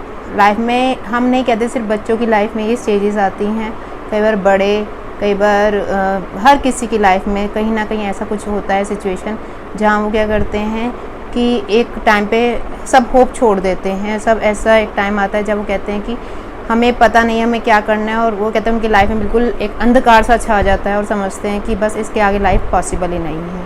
पर ऐसा कुछ भी नहीं है। अगर एक नॉर्मल मैं अपना एग्जांपल लेना चाहूँ, मैं कहूँगी जब मैंने अपना यूट्यूब चैनल स्टार्ट किया था समर्थ अकेडमी का, अभी उसको एक साल भी नहीं हुआ है। तो जब स्टार्टिंग में किया था और मैंने जब अपनी वीडियो अपलोड की थी, first I said messages to all, तो please subscribe and share this video. तो बहुतों ने कहा था कि ऐसी वीडियोस कौन देखता है जहाँ पर आप बस आप पढ़ा रहे हो या किसी से कुछ नॉर्मल एक अपनी बात शेयर कर रहे हो। अगर हाँ इसमें कुछ डिफरेंट होता, मसाला टाइप होता, अगर आप थोड़ी अब्यूसिव लैंग्वेज यूज़ करते, तो हाँ ये वीडियो शायद आपका वायरल हो सकता है।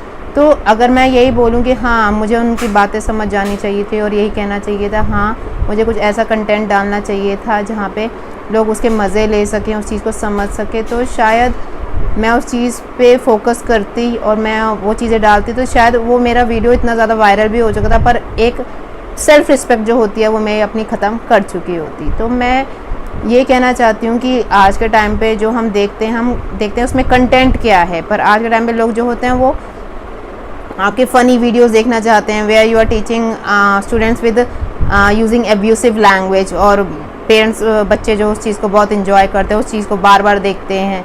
पर जहाँ पे मैं गलत तरीके यूज़ करूँ एक वीडियो वायरल करने के, जहाँ पे मैं कुछ भी कर रही हूँ बस to make my video viral, तो इसका मतलब क्या है? I am not using my professionalism. मैं जो है अपना प्रोफेशन जो है, मेरा एजुकेशन जो है प्रोफेशन, मैं उसको यूज़ नहीं कर रही हूँ। मैं क्या यूज़ कर रही हूँ? मैं एक just to make my video viral होता है, मैं एक लाइफ में बस अपना नेम अचीव करने के लिए। पर वो जो नेम अचीव होगा वो मेरा शायद अच्छे तरीके से नहीं हो पाता। आज मैं कहती हूँ मैं इतना ज़्यादा, मेरा नाम नहीं है, मैं कहती हूँ मेरे को इतने लोग नहीं जानते, मेरा वीडियो जो है सब्सक्राइबर्स इतने ज़्यादा नहीं है, पर स्टिल आई एम सेटिस्फाई कि मैंने अपना कंटेंट जो है एक कांस्टेंट कंटेंट रखा है, जहाँ मैं बच्चों को कुछ नई चीज़, जहाँ पे मैं हर बार कुछ एक नई चीज़ लेके आती हूँ और लोग जो है उस चीज़ को सुनते हैं। कहीं ना कहीं, अगर मैं कहूँ ये नहीं कि सारे लोग मेरी बातें सुनते हैं, पर कहीं ना कहीं वो सुन के कहीं ना कहीं ये फील तो करते कि सामने वाले ने कुछ बताया। I am little bit satisfied, I am little bit honoured that कि मेरी बात को सुना जा रहा है। जब कई बार पेरेंट्स कहते हैं कि आपने वीडियो डाला, इसमें कंटेंट बहुत अच्छा था, तो it gives me a satisfaction कि मैंने एक अच्छी चीज़ डाली जो पेरेंट ने अप्रिशिएट की है, कुछ अच्छी चीज़ डाली जो बच्चों ने समझी है। पर अगर मैं वही गलत चीज़ें करूँ, गलत चीज़ें बहुत दुनिया डाल रही है, उससे वीडियो उनके वायरल भी हो रहे हैं, नाम भी हो रहे हैं, पर एक जो सेल्फ रिस्पेक्ट है, एक उनका जो एक नाम, goodwill in the fame in not in the positive way, वो गुडविल एक नेगेटिव वे में है, जहाँ पे उसको उस तरीके से समझा जा रहा है कि ये बंदा तो वीडियो डालता है तो ऑब्वियसली इसकी वीडियो में अब्यूसिव लैंग्वेज या डिफरेंट कंटेंट्स होंगे जो अच्छे नहीं है। स्टिल वो हम देख लेते हैं क्योंकि हमें तो टाइम पास करना है। I am not making my videos to getting time pass, यहाँ पे टाइम पास किया जाए। मैं वीडियो शेयर करती हूँ जो मेरे दिल में बातें होती हैं, जो अपने व्यूज़ देने होते हैं, मैं रिगार्डिंग उसके वीडियोज़ जो हैं वो इस चैनल के थ्रू जो है डालती हूँ, जहाँ पे मेरे कुछ मैथ से रिलेटेड टॉपिक्स होते हैं, कुछ मेरे अपने जो है पर्सनल व्यूज़ होते हैं regarding the relationship between the views, regarding the thinkings of the parents of the children. तो आज मैं ये टॉपिक जो है नेवर गिव अप, मैं यही कहना चाहती हूँ कि बच्चे जब कहीं भी पढ़ते हैं, कई बार चीज़ देखते हैं, वो उनको समझाया जाता है, उनको बताया जाता है ऐसे नहीं करो वैसे करो तो चीज़ जल्दी हो जाएगी, वो चीज़ जल्दी हो जाएगी, पर वो एक राई का जो पहाड़ बन जाता है, उसको रेत का पहाड़ अगर मैं बोलूँ तो वो गिरने में देर नहीं लगती। कहा जाता है slow and steady wins the race. अगर एक रैबिट और एक टॉर्टोइस के बीच में रेस हुई थी, रैबिट बहुत फास्ट था, स्टिल उसमें एक अपने पे एक ओवर कॉन्फिडेंस था कि I will win the race, और टॉर्टोइस तो हमेशा हारेगा क्योंकि वो बहुत स्लो चलता है, बस स्लोली उसने उस रेस को विन किया। तो अगर ये स्टोरीज़ अगर हमें कोई मोरल नहीं देती, कोई हमारा मोरल सपोर्ट नहीं बना पाती, तो हम उस चीज़ से क्या समझते हैं? हम बस यही चीज़ते हैं कि लाइफ जो है दौड़ रही है, हमें दौड़ना है और हम दौड़ रहे हैं, पता नहीं वो कहाँ दौड़ रहे हैं। तो मैं इस दौड़ में, ऐसी दौड़ में शामिल नहीं होना चाहती। मैं दौड़ में शामिल होना चाहती हूँ कि हाँ, जहाँ पे मैं अपनी वैल्यूज़ से जो है वो चीज़ कर रही हूँ, जहाँ पे मैं अपनी थिंकिंग को आगे बढ़ा रही हूँ, वो थिंकिंग एक ना एक दिन कहीं मेरी आगे सुनी जाएगी, चाहे वो थोड़ी धीरे होगी, कोई बात नहीं। I am always ready for it, I am always ready to accept it कि ये चीज़ें जो होंगी धीरे धीरे अप्रिशिएट किए जाएंगी। यही चीज़ सेम थिंग मैं अप्लाई करती हूँ बच्चों से। अगर बच्चे कहते हैं, अगर if I am doing one chapter, वो चैप्टर के सॉल्यूशन नहीं निकल रहे, never give up, try to try, do practice and practice more, जब तक वो चीज़ लगता है कि एक टाइम क्लियर हो जाएगा, then you can achieve everything. I am giving the example of my life when I was in 9th class. मैं जब 9th क्लास में थी, ऑब्वियसली 9th क्लास में जब मैथ्स आ जाता है, मैथ्स थोड़ा डिफिकल्ट हो जाता है। मैं भी उस सिचुएशन में थी जहाँ मैं क्वेश्चंस करती थी, कई बार मुझे क्वेश्चंस नहीं होते, पर एक बार मैंने कोशिश की, मेरे किसी फ्रेंड ने बताया फॉर्मूलेज ना रट्टा मार लो और ऐसे करके समझो तो वो जल्दी हो जाएगा। I tried but I got very less marks. मैं बहुत रोई थी कि क्या होगा, मेरे से मैथ्स नहीं हो रही। देन माई ब्रदर, मेरे भाई ने मुझे समझाया, मुझे भाई ने पढ़ाया कि मैथ्स ऐसे नहीं होती, रट्टे मार के नहीं होती, मैथ्स जो है प्रैक्टिस करके होती है। उसके बाद I have never give up. मैंने उसके बाद कभी मैथ्स, इवन आई से कोई भी सब्जेक्ट में गिव अप नहीं किया। अगर मुझसे नहीं हो रहा, I again practice and practice and practice it. तो मैंने वो चीज़ को बार बार किया और एक टाइम आया जब मैथ्स मेरा फिर से फेवरेट सब्जेक्ट बन गया। I was very good in practical and after that I got very good marks in 11th and 12th class and even in 10th class. तो ये चीज़ें क्या मैटर करती हैं? ये चीज़ें ये नहीं कह रही कि मैंने कोई, I am not here to give you any शिक्षा रिगार्डिंग इट। मैं बस एक कह रही हूँ कि हर किसी की लाइफ में प्रॉब्लम आती है। हम जब सामने वाले को देखते हैं, हम कहते हैं यार वो बंदा बहुत इंटेलिजेंट है, यार उसमें तो बचपन से ही इंटेलिजेंट होगा, उसको कहने की जरूरत है। इंटेलिजेंट हुआ नहीं है, उसका जो है थिंकिंग क्राइटेरिया कुछ और है हमसे, जिसमें वो क्या कहता है, वो पढ़ता भी है, वो समझता भी है, वो प्रैक्टिस भी करता है, इसके कारण वो अच्छे मार्क्स लेकर आता है। तो अगर हम यही सोचें कि हमने बस एक बार कर लिया और उसके बाद हमसे नहीं हो रहा, 10th क्लास में कई बच्चे पढ़ते हैं, कई कहते हैं हमने टॉप करना है, कई कहते हैं हम पास हो जाए मोर देन इनफ, और कई कहते हैं हमारे आ जाए, हमें एक स्ट्रीम लेनी है, हमारे पास यही ऑप्शन है। तो हम ये नहीं कहते सब्जेक्ट डिफरेंट है, उनकी बच्चों की थिंकिंग डिफरेंट है। अगर वही थिंकिंग लेके चले that I have to work hard ताकि मेरे एक अच्छे मार्क्स आएँ, ताकि मैं एक अपने रिगार्ड पे जो है एक नई स्ट्रीम ले सकूँ, ये नहीं कि मेरे परसेंटेज के बिहाफ पे मुझे स्ट्रीम दी जाए, मैं हर चीज़ में आगे रहूँ, ना कि कोई मेरे आगे आके मुझसे क्वेश्चन पूछे। जैसे अगर मैं कहूँ कि आई एम डूइंग वर्क, तो कोई आई एम नॉट टेलिंग कि मेरा स्टेटस क्या है, मैं कहूँ सामने वाले का स्टेटस क्या है, मेरे साथ काम करने का है या नहीं। तो इतना अगर हम कॉन्फिडेंस रखें, आई am not saying it is over confidence, it is confidence, जो अगर हम अपने दिल में रखें तो हम हर चीज़ अपनी लाइफ में अचीव कर सकते हैं, हर चीज़ अगर हम कहें तो। क्योंकि इफ़ इट सेड कि जो इम्पॉसिबल वर्ड होता है उसके आगे एम ही लगते हैं, उसको इम्पॉसिबल बनाता है, अगर हम वही वर्ड हटा दें तो वो पॉसिबल बन जाता है। तो लाइफ में इतने एग्जांपल्स हमें मिलते हैं जहाँ पे हम देखते भी हैं, समझते भी हैं, पर हम उसको नज़रअंदाज कर देते हैं क्योंकि हम उसके वो बातें अपने दिमाग में बिठाना ही नहीं चाहते। इफ़ आई से कि मैं और बोलूँ लाइफ में मैं वो करना चाहती थी, मैं ये इफ़ एंड बट जो हमारी लाइफ में आ जाता है ये एक डिफरेंट स्टेज क्रिएट कर देता है। पर अगर मैं बोलूँ मुझे लाइफ में वही अचीव करना है जो मेरा फोकस है, तो ऑब्वियसली मैं ये ज़रूरी नहीं कि मैं 90 या 100% उसको अचीव करूँगी, पर स्टिल अबव 80% तो मैं उसको अचीव करके ही रहूँगी। शायद मैं उतनी अच्छी तरह से अचीव ना कर पाऊँ, पर मैं कहीं ना कहीं तो उस चीज़ में रहूँगी और मुझे एक अंदर से खुशी रहेगी, जो मैंने सोचा था वो मैंने पाया, चाहे ज़रूरी नहीं 100% पाया। अगर मैं बोलूँ बचपन से मैं चाहती थी मैं टीचर बनूँ और मैं टीचर बनूँ। Obviously I have cleared all the my exams of regarding BEd CTET, her cheese clear किया, बट स्टिल मेरे को कोचिंग देना, पढ़ाना बहुत अच्छा लगता है और ये इट्स माय पैशन, तो मैं उसको फॉलो कर रही हूँ और आई एम एंजॉइंग इट। तो मुझे फेडअप नहीं होता यार मैं क्यों पढ़ा रही हूँ, ऐसा क्यों हो रहा है, ऐसा सब मेरे मन में एक प्यास थी किसी चीज़ की कि I have to got it, और वो मुझे मिला है। अब वो इतना ज़्यादा नहीं मिला, इतना नहीं मिला, वो तो आपका नज़रिया, आप उसको किस लेवल पे रखते हो। आई सेड कि मेरा एक लेवल था और मैंने उसको अचीव किया और शायद मैं अपनी एफर्ट से उसको और अचीव कर सकती हूँ। तो ये मेरी एबिलिटी है जो मैं खुद पे चेक कर रही हूँ, मैं सामने वाले की थिंकिंग के हिसाब से अपनी एबिलिटी को चेक नहीं करवा सकती। फिर से एनीबॉडी सेइंग कि मैं अच्छा नहीं पढ़ाती, तो सामने वाले ने अगर गलत कह दिया तो इसका मतलब ये नहीं कि मैं गलत हूँ, मैं अच्छा पढ़ाती हूँ। ऑब्वियसली इसी कारण मेरे पास बच्चे आते हैं, पर मैं कहूँगी मैं सबसे अच्छा पढ़ाती हूँ यहाँ पर, तो ये चीज़ मेरे लिए गलत है। ये चीज़ कॉन्फिडेंस नहीं, ओवर कॉन्फिडेंस जहाँ पे एक ईगो दिखती है बंदे की। तो मैं वही कहना चाहती हूँ कि never never ever give up. जो चीज़ें आपकी लाइफ में आपके ज़रूरी नहीं, आपके सामने एक थाली परोसी जाए, वो थाली भी तो आप में से खाना आपने अपने एफर्ट्स करके खाना है, आपको कोई खाना खिलाने नहीं आएगा। तो वही चीज़ है, अगर हम हर चीज़ सोचें कि हमारी लाइफ में हर चीज़ बस हमने बैठ के, क्योंकि हम बोले सिर्फ हम बैठ जाएंगे, हम अपना पैसा इन्वेस्ट करेंगे और हमें जो है बिना मेहनत किए हर चीज़ मिल जाएगी, तो पॉसिबल नहीं है। आपको उसके लिए एफर्ट्स करनी ही पड़ेगी।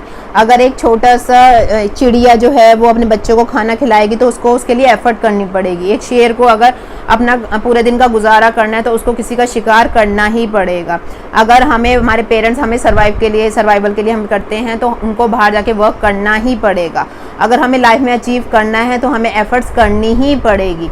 जो सोचते हैं कि बिना कुछ किए हम लाइफ में बहुत कुछ अचीव कर जाएं, वो कभी भी कुछ नहीं अचीव कर पाते। कहते हैं जो गरजते हैं वो बरसते नहीं, जो बरसते हैं वो गरजते नहीं। तो अगर हम सिर्फ ये बोलें कि मैंने ये किया, वो किया, ये सब किया, हमने कुछ भी नहीं किया। हम सिर्फ अपनी एफर्ट्स कर रहे हैं और जो रिज़ल्ट है वो सामने लोगों को दिखता है कि हमारी एफर्ट्स का रिज़ल्ट क्या है।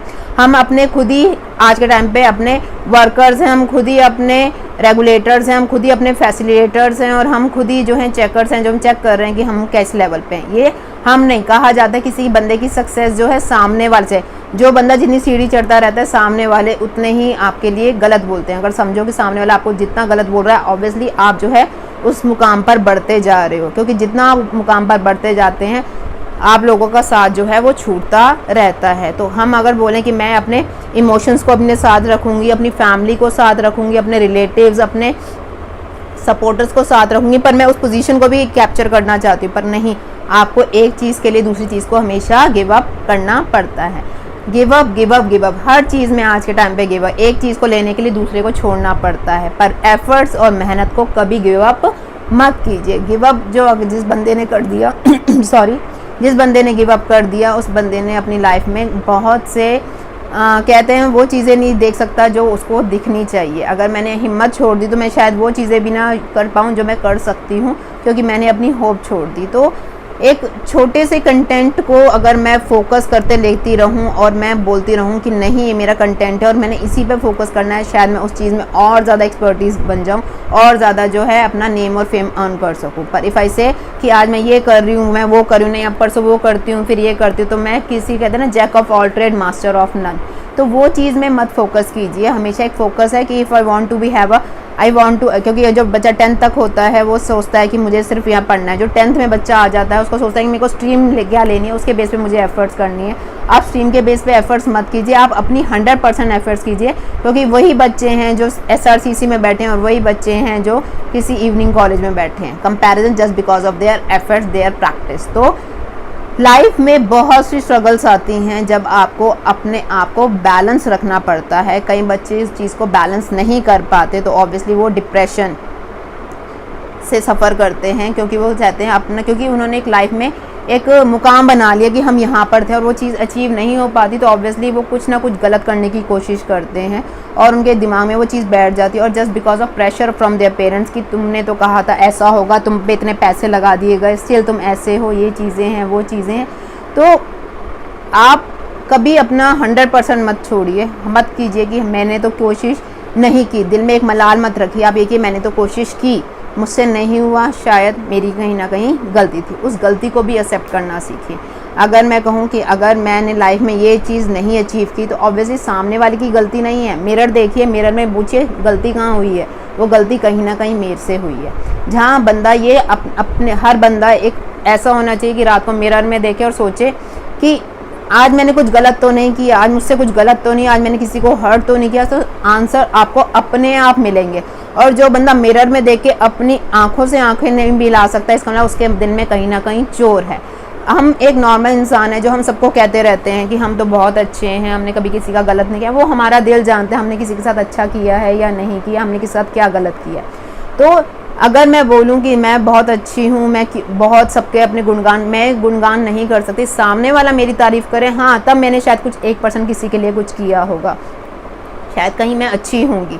पर अगर मैं अपने आप से नज़रें भी नहीं मिला पा रही शीशे में देख के, तो इसका मतलब मेरे में कहीं ना कहीं मैंने कुछ गलत किया, इसके कारण मैं अपने आप को भी फेस नहीं कर पा रही। जो बंदा अपने को लाइफ में फेस नहीं कर पा रहा वो दूसरे को किसी को क्या फेस करेगा। तो वो जो झूठ फरेब ये चीज़ें हैं दिल में बिल्कुल निकाल कर एक नॉर्मल लाइफ अगर हम स्पेंड करें जहाँ पे हम सोचें कि हम वही चीज़ें करना चाहते हैं जो हमारे दिल में है और वो चीज़ें हम बिल्कुल दिल से कर रहे हैं, जहाँ पे हमने कोई गलत इंटेंशन जो है मन में वो निकाल दिए, एक फोकस है उस पर फोकस किया, तो लाइफ में हमारी हर चीज़ जो है वो प्रॉपर प्लानिंग वे में हो सकती है। क्योंकि कहा जाता है हमारी लाइफ अगर हम प्लान करें बहुत डायनेमिक इन्वायरमेंट रहता है जहाँ पे वो चीज़ें हमारे बियॉन्ड आउट ऑफ कंट्रोल होती है और everything is not in your control. क्योंकि if you try to control everything you will not able to control anything. तो हम हर चीज़ को कंट्रोल नहीं कर सकते। कोई भी सिचुएशन आती है, मुझे नहीं पता 2 महीने वाली बाद सिचुएशन क्या होगी, हम कहते हैं कोरोना अभी बिल्कुल ख़त्म हो गया, ये बिल्कुल एंड स्टेज पर है, क्या पता फिर उसके मतलब कि नया वेरिएंट आ जाए और वो फिर एक ब्लास्ट बन के आए। तो we don't know about anything future, about future के बारे में मुझे कुछ नहीं पता, आपको नहीं पता, किसी को नहीं पता। पर हम इसका मतलब ये नहीं कि अपने हाथ पाँव छोड़ दें और बिल्कुल बैठ जाएं कि पता नहीं कल को क्या होगा, जब होगा तब का तब देखा जाएगा। एक नॉर्मली वर्क करने वाला बंदा ये नहीं सोचता कि एंड ऑफ द मंथ में मैं काम करूंगा ताकि मुझे पूरे महीने की सैलरी मिल जाए। वो पूरे स्टार्टिंग से लेकर एंड तक पूरी एफर्ट करता है ताकि उसको सैलरी मिल सके, इवन उसको बोनस भी मिल सके। क्यों? क्योंकि उसने एफर्ट्स किए हैं। एफर्ट्स किस लिए किए हैं?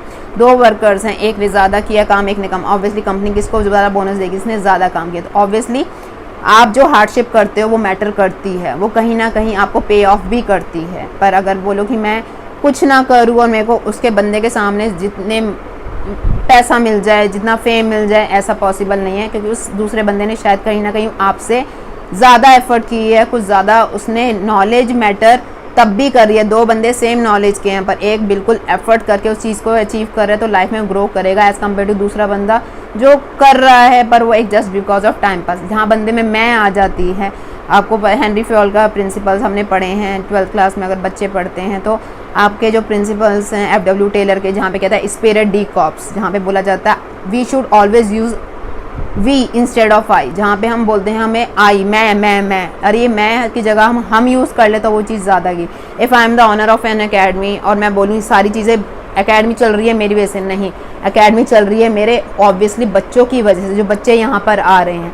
बच्चे ना हो तो अकेडमी, तो obviously I am not the person जिसकी वजह से एकेडमी जो है वर्क थ्रू कर रही है कि मैं अच्छी टीचर हूँ, वो बच्चे अच्छे हैं जिनकी वजह से एकेडमी में वो आए हैं और वो अच्छे मार्क्स लेकर आए हैं, ऑब्वियसली उसी के कारण मेरी एकेडमी का नाम हुआ है। इफ़ आई से मेरे पास डांस क्लासेस के टीचर हैं तो मेरी एकेडमी नहीं है, वो डांस टीचर की वजह से वो बच्चे आ रहे हैं तो वो वर्क कर रहे हैं। इफ़ आई से आई हैविंग टीचर्स और मैं उसको लुक आफ्टर करी तो they are because of teachers my academy is working. तो हर चीज़ में अगर मैं बोलूँ मैं तो वो चीज़ कभी लाइफ में वर्कआउट नहीं कर सकती। तो ऑब्वियसली कोई भी पर्सन जो है लाइफ में without any support from their parents, from their mentors, without their relatives, without their siblings life में अचीव नहीं कर सकता। अगर मैं यहाँ पे हूँ तो इसके मतलब ये नहीं कि मैंने अपने बलबूते पे अर्न किया, ऑब्वियसली मुझे कहीं ना कहीं किसी ना किसी का सपोर्ट रहा होगा, चाहे वो मेंटली सपोर्ट है, चाहे फाइनेंशियली, चाहे इमोशनली सपोर्ट, ताकि आज मैं इस स्टेज पे पहुँची हूँ। हाँ, और यही सपोर्ट आगे रहेगा जिसमें मेरा सेल्फ कॉन्फिडेंस बहुत है और बाकियों का साथ है, जिसके कारण मैं लाइफ में और ज़्यादा अचीव करूँगी। ये मेरा टारगेट, मैं बोलूँ नहीं मैं कर चुकी हूँ और आई एम संतुष्ट, मैं इसके बियॉन्ड हो या ना हो मुझे पता नहीं, मैं सेटिस्फाई नहीं। एक जो भूख है वो कभी ज़िंदगी में बंदे की ख़त्म नहीं होनी चाहिए, तभी वो लाइफ में बंदा ग्रो कर सकता है। जो बंदा थम गया, जो बैठ गया वो थम गया, वो वहीं रह गया। पर जो कहा जो बढ़ता चला गया वो बढ़ता चला गया, जिसने पीछे मुड़ के नहीं देखा। अगर हम पास के रिग्रेट्स लेके बैठे रहें कि यार ऐसा हुआ था, जो भी हुआ था जस्ट बिकॉज ऑफ किसी के कारण भी हुआ था, वो चीज़ें छोड़ के हम आगे पे फोकस करें तो हम ज़्यादा अचीव कर सकते हैं एज़ कम्पेयर टू जो हम अब सोचते हैं। मैंने अब सोच लिया कि मैं कुछ करना चाहती हूँ और मुझे करना ही है तो मुझे करना ही है। अगर पर मैं सोचूं कि मेरी आज इतनी एज हो गई है और मैं बस थक गई हूँ, उसके बियॉन्ड तो इस टाइम पे तो सब जो है आराम करते हैं, तो ऑब्वियसली मैं थम गई हूँ और मैं वो चीज़ को आगे करना नहीं चाहती, क्योंकि मैंने वो दिल में ही बात बिठा ली है कि मैं कर ही नहीं सकती और मेरे से हो ही नहीं सकता। लाइफ जो है एक ऐसा हमारा दायरा है जिसमें हम ही हैं उस चीज़ को कैसे करना चाहते हैं, उस दायरे में बंध के रहना चाहते हैं, उस दायरे से निकलना चाहते हैं। मैं बोलूँ मेरा दायरा यही है, मुझे यही करना है, पर बोलूँ मेरा दायरा तो कुछ है ही नहीं, मैं तो कुछ भी कर सकती हूँ क्योंकि मेरे में इतनी नॉलेज है, इतने गट्स है, इतना कॉन्फिडेंस है और इतना जो है मेरा माइंड में बैलेंस है कि मैं वो चीज़ को कर सकती हूँ। चाहे सामने वाला मेरे के लिए गलत सोच रहा है, मुझे पता है मैं गलत नहीं हूँ, तो सामने वाला जो मर्जी बोले मुझे वो मैटर नहीं करना चाहिए। Life is full of threats, life is full of complications, life is full of waves that is up and down, जो कहते हैं आती रहती हैं। जो हम एक समुद्र में हैं जहाँ पे बिल्कुल साफ रास्ता भी होगा, जहाँ पे लहरें ऊंची नीचे भी आएंगी, हमारा तूफान भी आएगा, पर हमें कैसे पार करना है। एक तो मैं तूफान देख के वहीं पे धड़ाम हो जाऊँ या नहीं आने दो कोई बात नहीं, क्योंकि मेरे पास कोई ऑप्शन, या तो मैं जीऊँगी या तो मैं मरूँगी।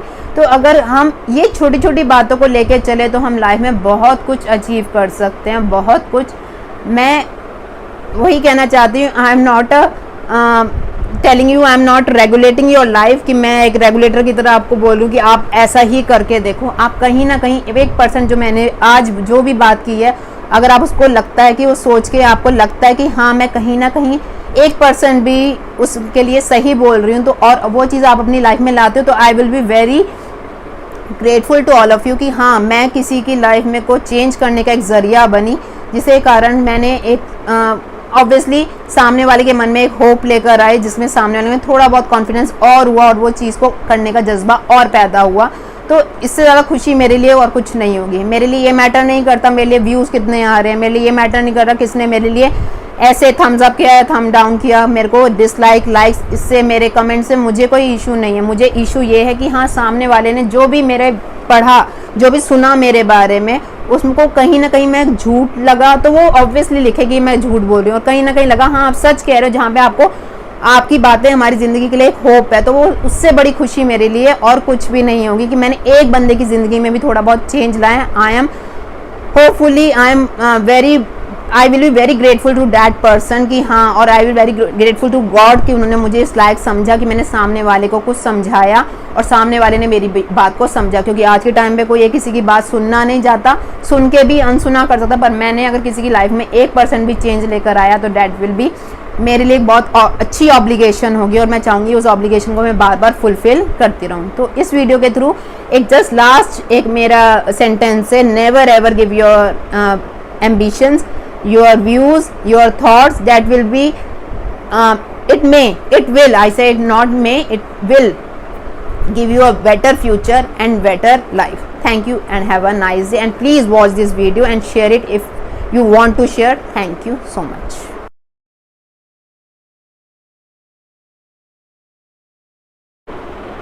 Hello everyone, I am Shalu Mehta from Samarth Academy. Today my topic is regarding how to manage the relationship between the parents and the children. अगर हम देखें कि आज के टाइम में due to corona pandemic, due to online classes, due to various reason, तो relation जो हैं पेरेंट्स और बच्चों के बीच में बहुत ज़्यादा जो हैं चेंज हो गए हैं as compare to the past में अगर हम देखें जैसे कि हम अपने टाइम को ही देखें, अगर बच्चा बोलना चाहता है कि उसके ऊपर हर चीज़ जो है वो एक बाउंड होती थी, और जहाँ पे एक पेरेंट ने कह दिया बच्चे को वही करना पड़ता था, और जो रिलेशनशिप था उसमें बहुत से एक सिंपल सी लाइफ थी, एक सिंपल सा लॉजिक था, जहाँ पे कोई ऐसा बीच में कॉन्ट्रडिक्शन या डिस्ट्रैक्शन ये चीज़ें नहीं थी। If I to compare my life with आज के टाइम में बच्चों की लाइफ में, it is a drastically change. और अगर हम देखें पहले टाइम पे ना मोबाइल्स होते थे, ना ये ऑनलाइन क्लासेस होती थी, ना ये इंटरनेट सर्फिंग चैनल्स ये सब होते थे। एक सिंपल सा फंडा होता था लाइफ में, जहाँ बच्चे ने पढ़ना है, स्कूल जाना है, आके थोड़ा रेस्ट करना है, फिर पढ़ाई करनी है, फिर शाम को खेलना है, और रात को आके सिंपल तरीके से पेरेंट्स के साथ रहकर और उसके बाद सो जाना है। सिंपल ये फंडा होता था, जहाँ पे कोई और उनके पास कोई मीडियम नहीं होता था एंटरटेनमेंट का। ये have to live with their parents, they have to go wherever they want to go with their parents, जहाँ पे इंजॉयमेंट, रिक्रिएशन जो फैसिलिटीज़ थी वो सिर्फ पेरेंट्स के थ्रू ही मिलती थी। पर आज के टाइम पे अगर हम कंपेयर करें, अगर बच्चा बोर हो रहा है तो उसको पता है कि उसने मोबाइल देखना है, उसको पता है उसने गेम्स खेलने हैं, उसको पता है उसने डिफरेंट PS4, उसने PUBG ये सब यूज़ करना है, और उसने जो है फ्रेंड से चैटिंग करनी है, ये सब एज़ उनका जो सोर्स ऑफ रिक्रिएशन है वो चेंज हो गया as compare to past time. बच्चे जो है पूरे दिन घर पे रहते हैं, बच्चे जो हैं वो ऑनलाइन क्लासेस में रहते हैं, उसमें भी वो क्या कर रहे हैं नहीं पता, उसमें भी बच्चे डिस्ट्रैक्ट हो रहे हैं। पेरेंट्स को इवन ये भी पता है, पर पेरेंट्स कई बार जब बच्चों को कह देते तो बच्चों को वो चीज़ गलत लग जाती कि आप हर बार हमें क्यों बोलते रहते हो, क्यों किसी के पेरेंट तो ऐसा नहीं कहते, आप मुझे ही क्यों कहते रहते हो, मैं पढ़ तो रहा हूँ, मैं कर तो रहा हूँ।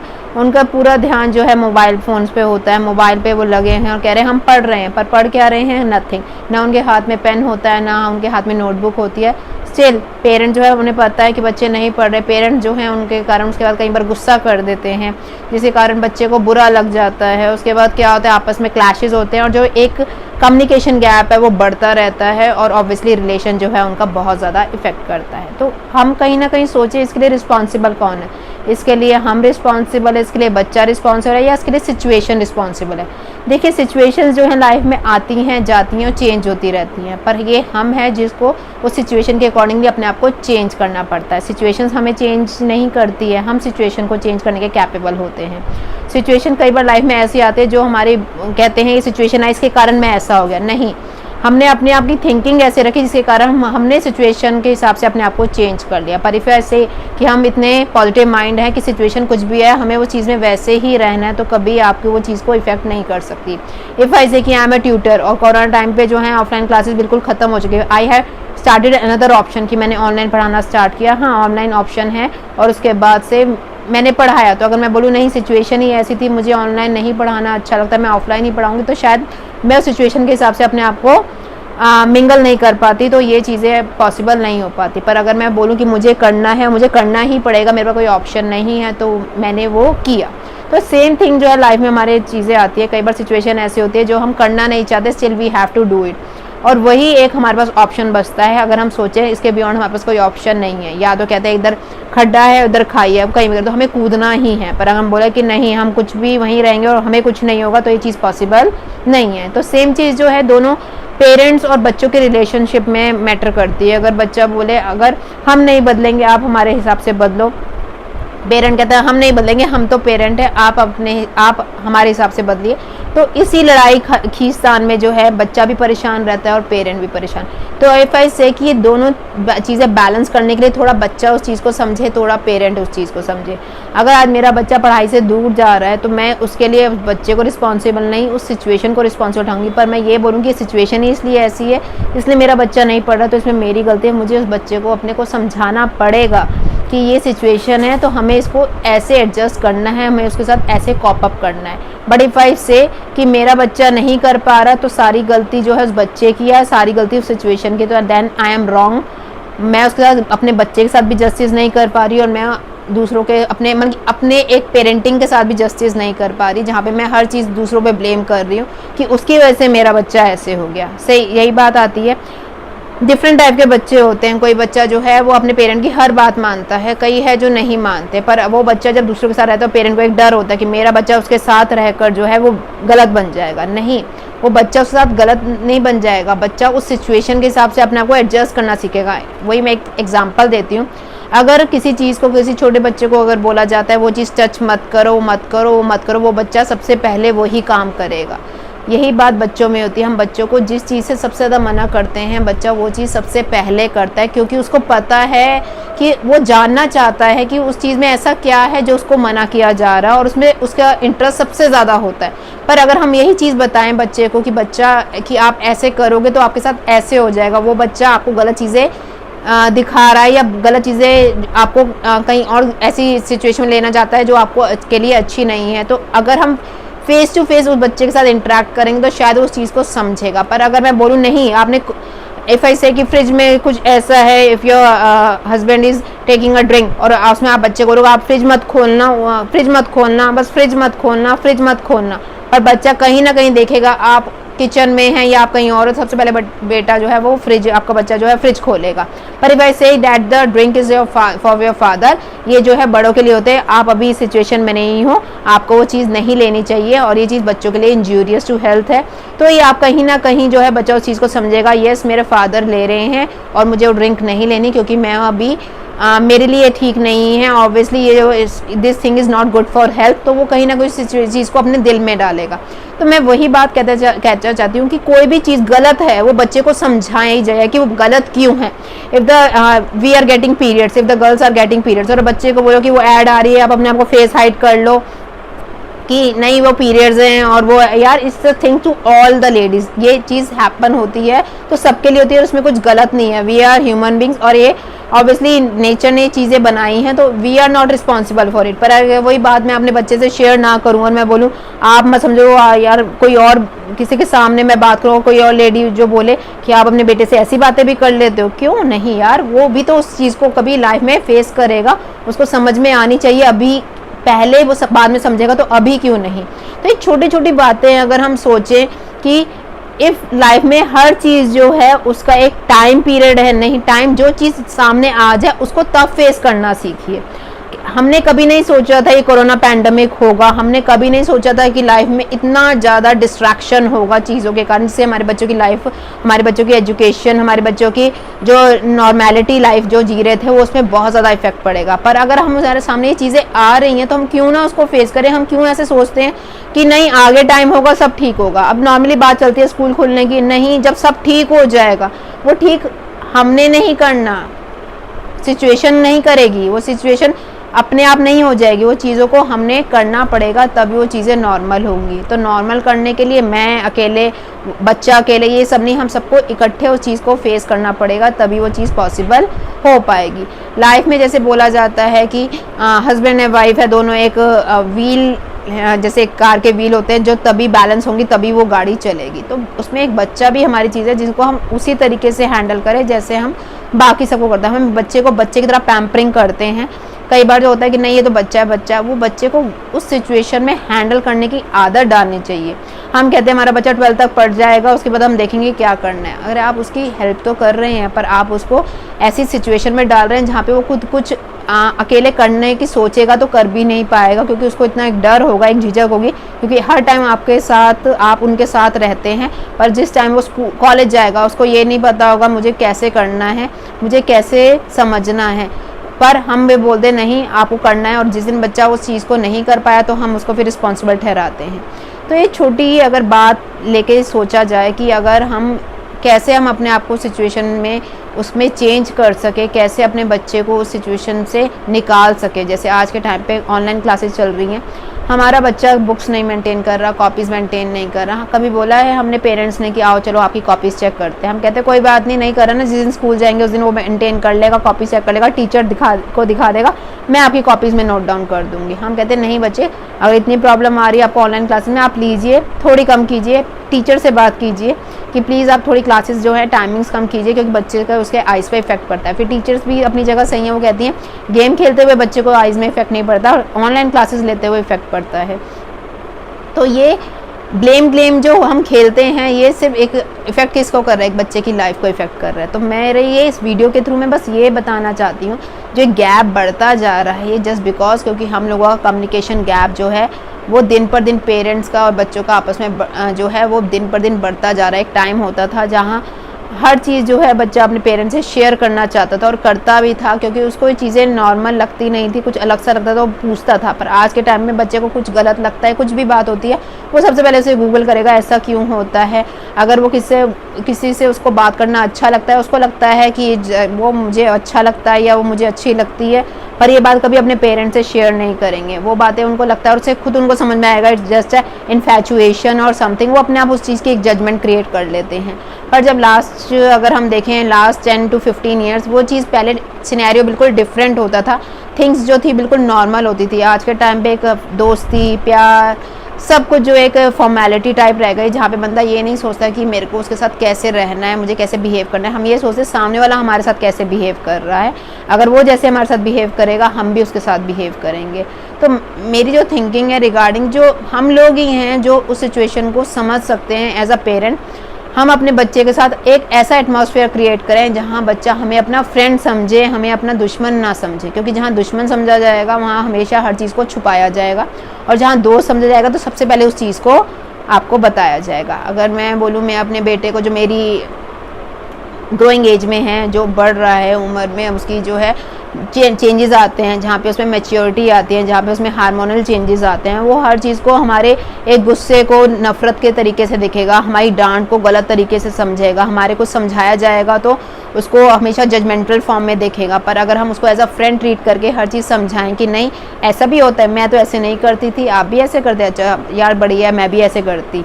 तो ये जो छोटे छोटे एग्जाम्पल लेके हम चीज़ को ख़त्म करके उसको ये नहीं कह सकते वो चीज़ बच्चा सोचेगा नहीं, हाँ उसके जो कुछ प्रॉब्लम्स हैं उसको रिजॉल्व करने में हमेशा हेल्प करेगा। इफ़ आई से कि माई लाइफ इज़ बिल्कुल स्मूथली चल रही है, किसी की लाइफ जो है स्मूथली नहीं चलती, कहीं ना कहीं जो है सबकी लाइफ में कोई ना कोई प्रॉब्लम है। हर कोई अपने बिजनेस से परेशान है, कोई अपनी नौकरी से परेशान है, कोई वर्क फ्रॉम होम करके परेशान है, कोई अपने बच्चों से परेशान है, कोई अपनी जॉइंट फैमिली में डिफरेंट डिस्प्यूट्स होते हैं उससे परेशान है। तो हर किसी की लाइफ में प्रॉब्लम है, जहाँ पे हमारी लाइफ में कंपैरिजन आता है, हम सबसे ज़्यादा परेशान होते हैं, यार उसकी लाइफ में तो कोई प्रॉब्लम नहीं, मेरी लाइफ में प्रॉब्लम हर किसी की लाइफ में, बस वो डिपेंड करता है हम उस प्रॉब्लम को कैसे सॉल्व करते हैं। कोई तो है जो उस प्रॉब्लम को बिल्कुल एक एग्जैगरेट करता है चीज़ को, जहाँ पे उसको लगता है कि यार मेरी लाइफ में ही सबसे बड़ी प्रॉब्लम है, सबसे बड़ा इशू मेरी लाइफ में ही है, और सामने वाला बिल्कुल आराम से रह रहा है। पर अगर मैं बोलूँ सबकी लाइफ में प्रॉब्लम्स है और वो एक तरीका है कैसे उसे सॉल्व किया जा रहा है, वो उस चीज़ को सॉल्व करने का तरीका जो है वो लाइफ में जो प्रॉब्लम्स है उसको ख़त्म नहीं कर देता, उसको कम करता है। तो आज के टाइम में सबसे बड़ी प्रॉब्लम क्या चल रही है, आज के टाइम में सबसे बड़ी प्रॉब्लम पेरेंट्स बच्चे आपस में डिस्प्यूट, क्लासेस के बारे में, ट्यूशन के बारे में, टीचर्स के बारे में, स्कूल्स के बारे में। हमारा बच्चा आज के टाइम पे अगर if I am teaching the students, सबसे पहले पेरेंट्स से कंप्लेन यही आती है कि पढ़ाई की तरफ ध्यान बिल्कुल ख़त्म होता जा रहा है, पढ़ाई की तरफ ध्यान क्या करें कैसे करें, हम तो बहुत डांटते हैं, कई बार मारते भी हैं। तो ये चीज़ें गलत है, आप बच्चे को मारिए मत, मैंने वही कहा कि इस सिचुएशन में सब घिर रहे हैं। जब मैंने लास्ट वीडियो में कहा था एक तूफान की तरह ये चीज़ आई है जो सबको साथ में लेके गई है, कोई ज़्यादा इसमें आ गया और कोई जो है कम इस चपेट में आ गया, पर ये सबको साथ में लेकर आया। पर वही कहते हैं हम कैसे उस चीज़ को मैनेज करें ताकि ये चीज़ें हमारी लाइफ से निकल तो नहीं सकती, कम हो सकती, क्योंकि हम वो सिचुएशन अगर बोले कि 2 साल पहले की आ जाएगी, वो नहीं अभी आएगी, उसको आने में टाइम लगेगा। पर हम उस सिचुएशन को कैसे अपनी लाइफ में लेकर आएँ वो हमारे ऊपर डिपेंड करता है। इफ़ आई से कि मुझे अपने बच्चे को पढ़ाना है, कोई बात नहीं, आप मत पढ़ो, आप ऑनलाइन एग्ज़ाम है, आप चीटिंग कर लेना, कोई बात नहीं, आपके मार्क्स ही तो हैं, थोड़ा उसको आपको आराम भी चाहिए। नहीं बच्चे, हम अब इस सिचुएशन से बाहर निकल रहे हैं। पेरेंट्स बोलें कि अब आप जो है वैसे रेगुलर पढ़ना शुरू करो। 9th क्लास के बच्चों से अगर बोला जाए आप अपनी नोटबुक्स मेंटेन करो, आप प्रैक्टिस करो, आप हर चीज़ को कंपैरिजन वे में मत देखो कि सामने वाला कैसे कर रहा है। और सबसे बड़ी बात पेरेंटिंग के लिए ये आती है, आई एम नॉट सेइंग कि I am a very good parent, I am not saying कि मैं सबसे बेस्ट हूँ, जो मैं बोल रही हूँ वही सबसे ठीक है। इट्स माई थिंकिंग कि हम अगर अपने बच्चे को अपने फ्रेंड की तरह ट्रीट करें, जहाँ पे वो मेरा बच्चा नहीं है, मेरा फ्रेंड है, इससे हर छोटी छोटी बातें अगर हम एक्सपेक्ट करते हैं बच्चा हमें हर चीज़ बताए, तो बच्चा भी हमसे एक्सपेक्ट करता है कि हम उन्हें भी सारी बातें शेयर करें। आप जो हैं if you are doing work at home, if you are doing something, तो बच्चे से शेयर करें, आज पता है क्या हुआ, ये सब हुआ, कैसा लगा, ये मेरे को मैंने सही किया या नहीं, तो बच्चा भी समझेगा कि सामने वाला मुझे कुछ समझ रहा है, तभी वो मुझसे बात कर रहा है। हम एक्सपेक्ट करते हैं बच्चा तो हमें हर चीज़ बताए, बच्चा हमें सुबह से लेकर रात तक की कहानियाँ बताए, किससे बात कर रहा है, कितनी बात कर रहा है, क्यों बात कर रहा है, वो सब बताए, पर हम किसी के साथ क्या कर रहे हैं वो हम ना बताएं। तो ये कहीं ना कहीं एक बच्चे के मन में एक थिंकिंग आती है कि क्यों मेरे से ही हर कुछ पूछा जा रहा है, हर चीज़ की क्वेश्चनिंग मुझसे क्यों होती है, क्योंकि मैं एक बच्चा हूँ, मैं उनका बेटा हूँ या मैं उनकी बेटी हूँ। और कल को उनके पेरेंट्स उनसे नहीं पूछते तो वो ऐसे सिचुएशन को हैंडल करते थे। तो ये हमारी थिंकिंग है कि हम उस चीज़ को कैसे ले रहे हैं। हम ये सोचते हैं कि वी आर द पेरेंट, तो we are having everything, every control, we are having dominating nature, we can do anything with our children, but it's a wrong thinking। हम पेरेंट है, हम उनके दुश्मन नहीं हैं कि जहाँ पे उनको हमें गलत लगे वहीं उनको थप्पड़ मार दिया, जहाँ उनको हमें लगे हमारे हिसाब से नहीं कर रहे तो वहीं उनको डांटना शुरू कर दिया। अगर वो 10 बंदों के बीच में बैठे हैं, वो कुछ हमारी बात नहीं मान रहे तो वहीं उनको उल्टा सीधा कहना शुरू कर। ये चीज़ें जो हैं बच्चों के मन में हमेशा एक गैप क्रिएट करती है पेरेंट्स की तरफ से कि हम जो है पेरेंट्स हमें कहीं नहीं समझते और हमेशा हमारे पीछे पड़े रहते। क्योंकि कई बार हम सुनते हैं हमारे पेरेंट हमारी नहीं सुनते, बाकी के पेरेंट्स उनके बच्चों की सुनते हैं। ऐसा क्यों है कि आप तो, जैसे मुझे कई बार बोला था कि आप तो अपने बच्चे की सब बात सुनते हो, आप उनको ऐसे करते हो, आपकी तरह हमारे मम्मी पापा क्यों नहीं हैं। सब पेरेंट ऐसे होते हैं, बस एक हमारी थोड़ी थिंकिंग जो है और हम उसको ब्रॉड माइंडेड करें तो ये चीज़ें अपने आप ही ख़त्म हो जाएंगी। जहाँ बच्चा झूठ बोलना सीखता है, जहाँ बच्चा गलत काम करना सीखता है, वो गलती उस बच्चे की स्टार्टिंग गलती बच्चे की नहीं है, वो गलती हमारी है जहाँ हम उस चीज़ को समझ नहीं पा रहे हैं। अगर हम बच्चे को मोबाइल दे रहे हैं, ऑब्वियसली मोबाइल है तो उसमें 10 चीज़ें ऐसी आएंगी जो हम नहीं चाहते हमारा बच्चा देखे, पर उसके सामने वो चीज़ें आएंगी। तब भी अगर हम बोले, अगर वो अचानक से वीडियो चल जाती है, ऐसा कुछ गलत चीज़ हो जाती है, हम बच्चे को डांटते हैं, पर हमने कई बच्चे को ये समझाया है कि आप ये देख रहे बेटा, ये आपके लिए ठीक नहीं है। जहाँ ये आपने चीज़ समझाई बच्चे को तो उसको कहीं ना लगेगा हाँ मेरी मम्मा मेरे पापा मुझे समझ तो रहे हैं, उनको ये नहीं लग रहा कि मैंने जानबूझ के किया है। पर अगर आप बार बार उनके फ़ोन चेक करेंगे, बार बार ये चीज़ें करेंगे तो ऑब्वियसली वो चीज़ करना भी नहीं चाहेंगे, वो सबसे पहले वो चीज़ करेंगे। तो एक हम ही हैं जो अपने बच्चे को उस रास्ते से ठीक लेके जा सकते हैं और उसी रास्ते से अगर गलत रास्ते पे चल पड़े हैं तो निकाल सकते हैं। हम ये कह के उनको मारना पीटना, उनके साथ उनके फ़ोन ले लेना, क्योंकि देखो आज के टाइम पे अगर देखिए फॉरेन कंट्रीज़ में भी सब बच्चों के पास जो है फ़ोन है, मोबाइल से एवरीथिंग है।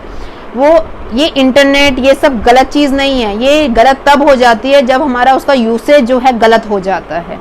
If I am having mobile और मैं उसके कारण मैं अपनी बाकी चीज़ें नहीं कर रही हूँ और सिर्फ मोबाइल पे लगी तो मैं मोबाइल को गलत तरीके से यूज़ कर रही हूँ। पर अगर मैं मोबाइल को मोबाइल की तरह यूज़ करती हूँ कि मेरा एक टाइम है जहाँ पे मुझे यूज़ करना है, उसके बियॉन्ड मुझे अपने काम पे ध्यान देना है, मुझे पहले मेरी प्रायोरिटीज़ कुछ और हैं और बाद में ये चीज़ें हैं, तो ऑब्वियसली वो मोबाइल मेरे को क्या किसी को परेशान नहीं करेगा। ऐसी चीज़ आती है पढ़ाई को लेकर, पढ़ाई में अगर बैलेंस बना के रखूँ तो मेरी प्रायोरिटी पढ़ाई है बच्चों के लिए। हम बच्चों को ये चीज़ तो बोल देते हैं कि आपने पढ़ना है 9th-10th क्लास में, आप इंजीनियर बन जाओगे तो ये करोगे। हमें बात करनी चाहिए बच्चे के इंटरेस्ट की। बच्चे का इंटरेस्ट जहाँ है बच्चे को वो करने देना चाहिए।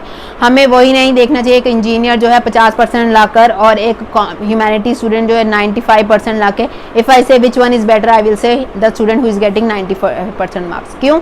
मैंने परसेंटेज के बेस पे नहीं बोला, मैंने उनकी नॉलेज के बेस पे बोला। मैंने ऐसे बहुत से बच्चों को देखा है जो बिखरते हुए देखा, और बहुत से बच्चों को अपनी इच्छाओं के कारण उभरते हुए देखा है। तो ये बच्चे ही हैं जो एक भविष्य बनाते हैं। उस भविष्य में हमें पेरेंट को एज अ अड़चन नहीं बननी चाहिए। मैंने पीछे भी कहा था, एक मुझसे पेरेंट ने एक बार कहा था कि ये मेरे बच्चे को, वो 3rd क्लास का बच्चा, मेरे बच्चे को 17 का टेबल नहीं आता। मैंने बस एक नॉर्मली बात पूछी थी, आपको आता है क्या? तो द पेरेंट, द फादर बिल्कुल क्वाइट। तो हम कैसे किसी बच्चे से वो चीज़ एक्सपेक्ट कर सकते हैं जो हमने कभी लाइफ में नहीं की? हमने चाहे 50% मार्क्स लेकर आए हों, पर हमारे बच्चे 90% लाने चाहिए। आपने कभी अपने बच्चे से शेयर की है बात की एक टाइम पे जैसे तुम पढ़ते थे, तुम्हारी डांट पीटती थी, ऐसे हमें भी डांट पीटती थी? हम बस अच्छी अच्छी बातें अपने बच्चों को बताते हैं कि तुम्हारे टाइम पे हम 12-12 घंटे पढ़ते थे, तुम्हारे टाइम पे हमें सुध बुध नहीं होती थी। कभी आपके 100 में से 50 मार्क्स या 48 आएंगे, वो हम कभी नहीं बताएंगे। क्यों? क्योंकि उससे हम ये सोचते हैं बच्चे पे गलत असर पड़ेगा।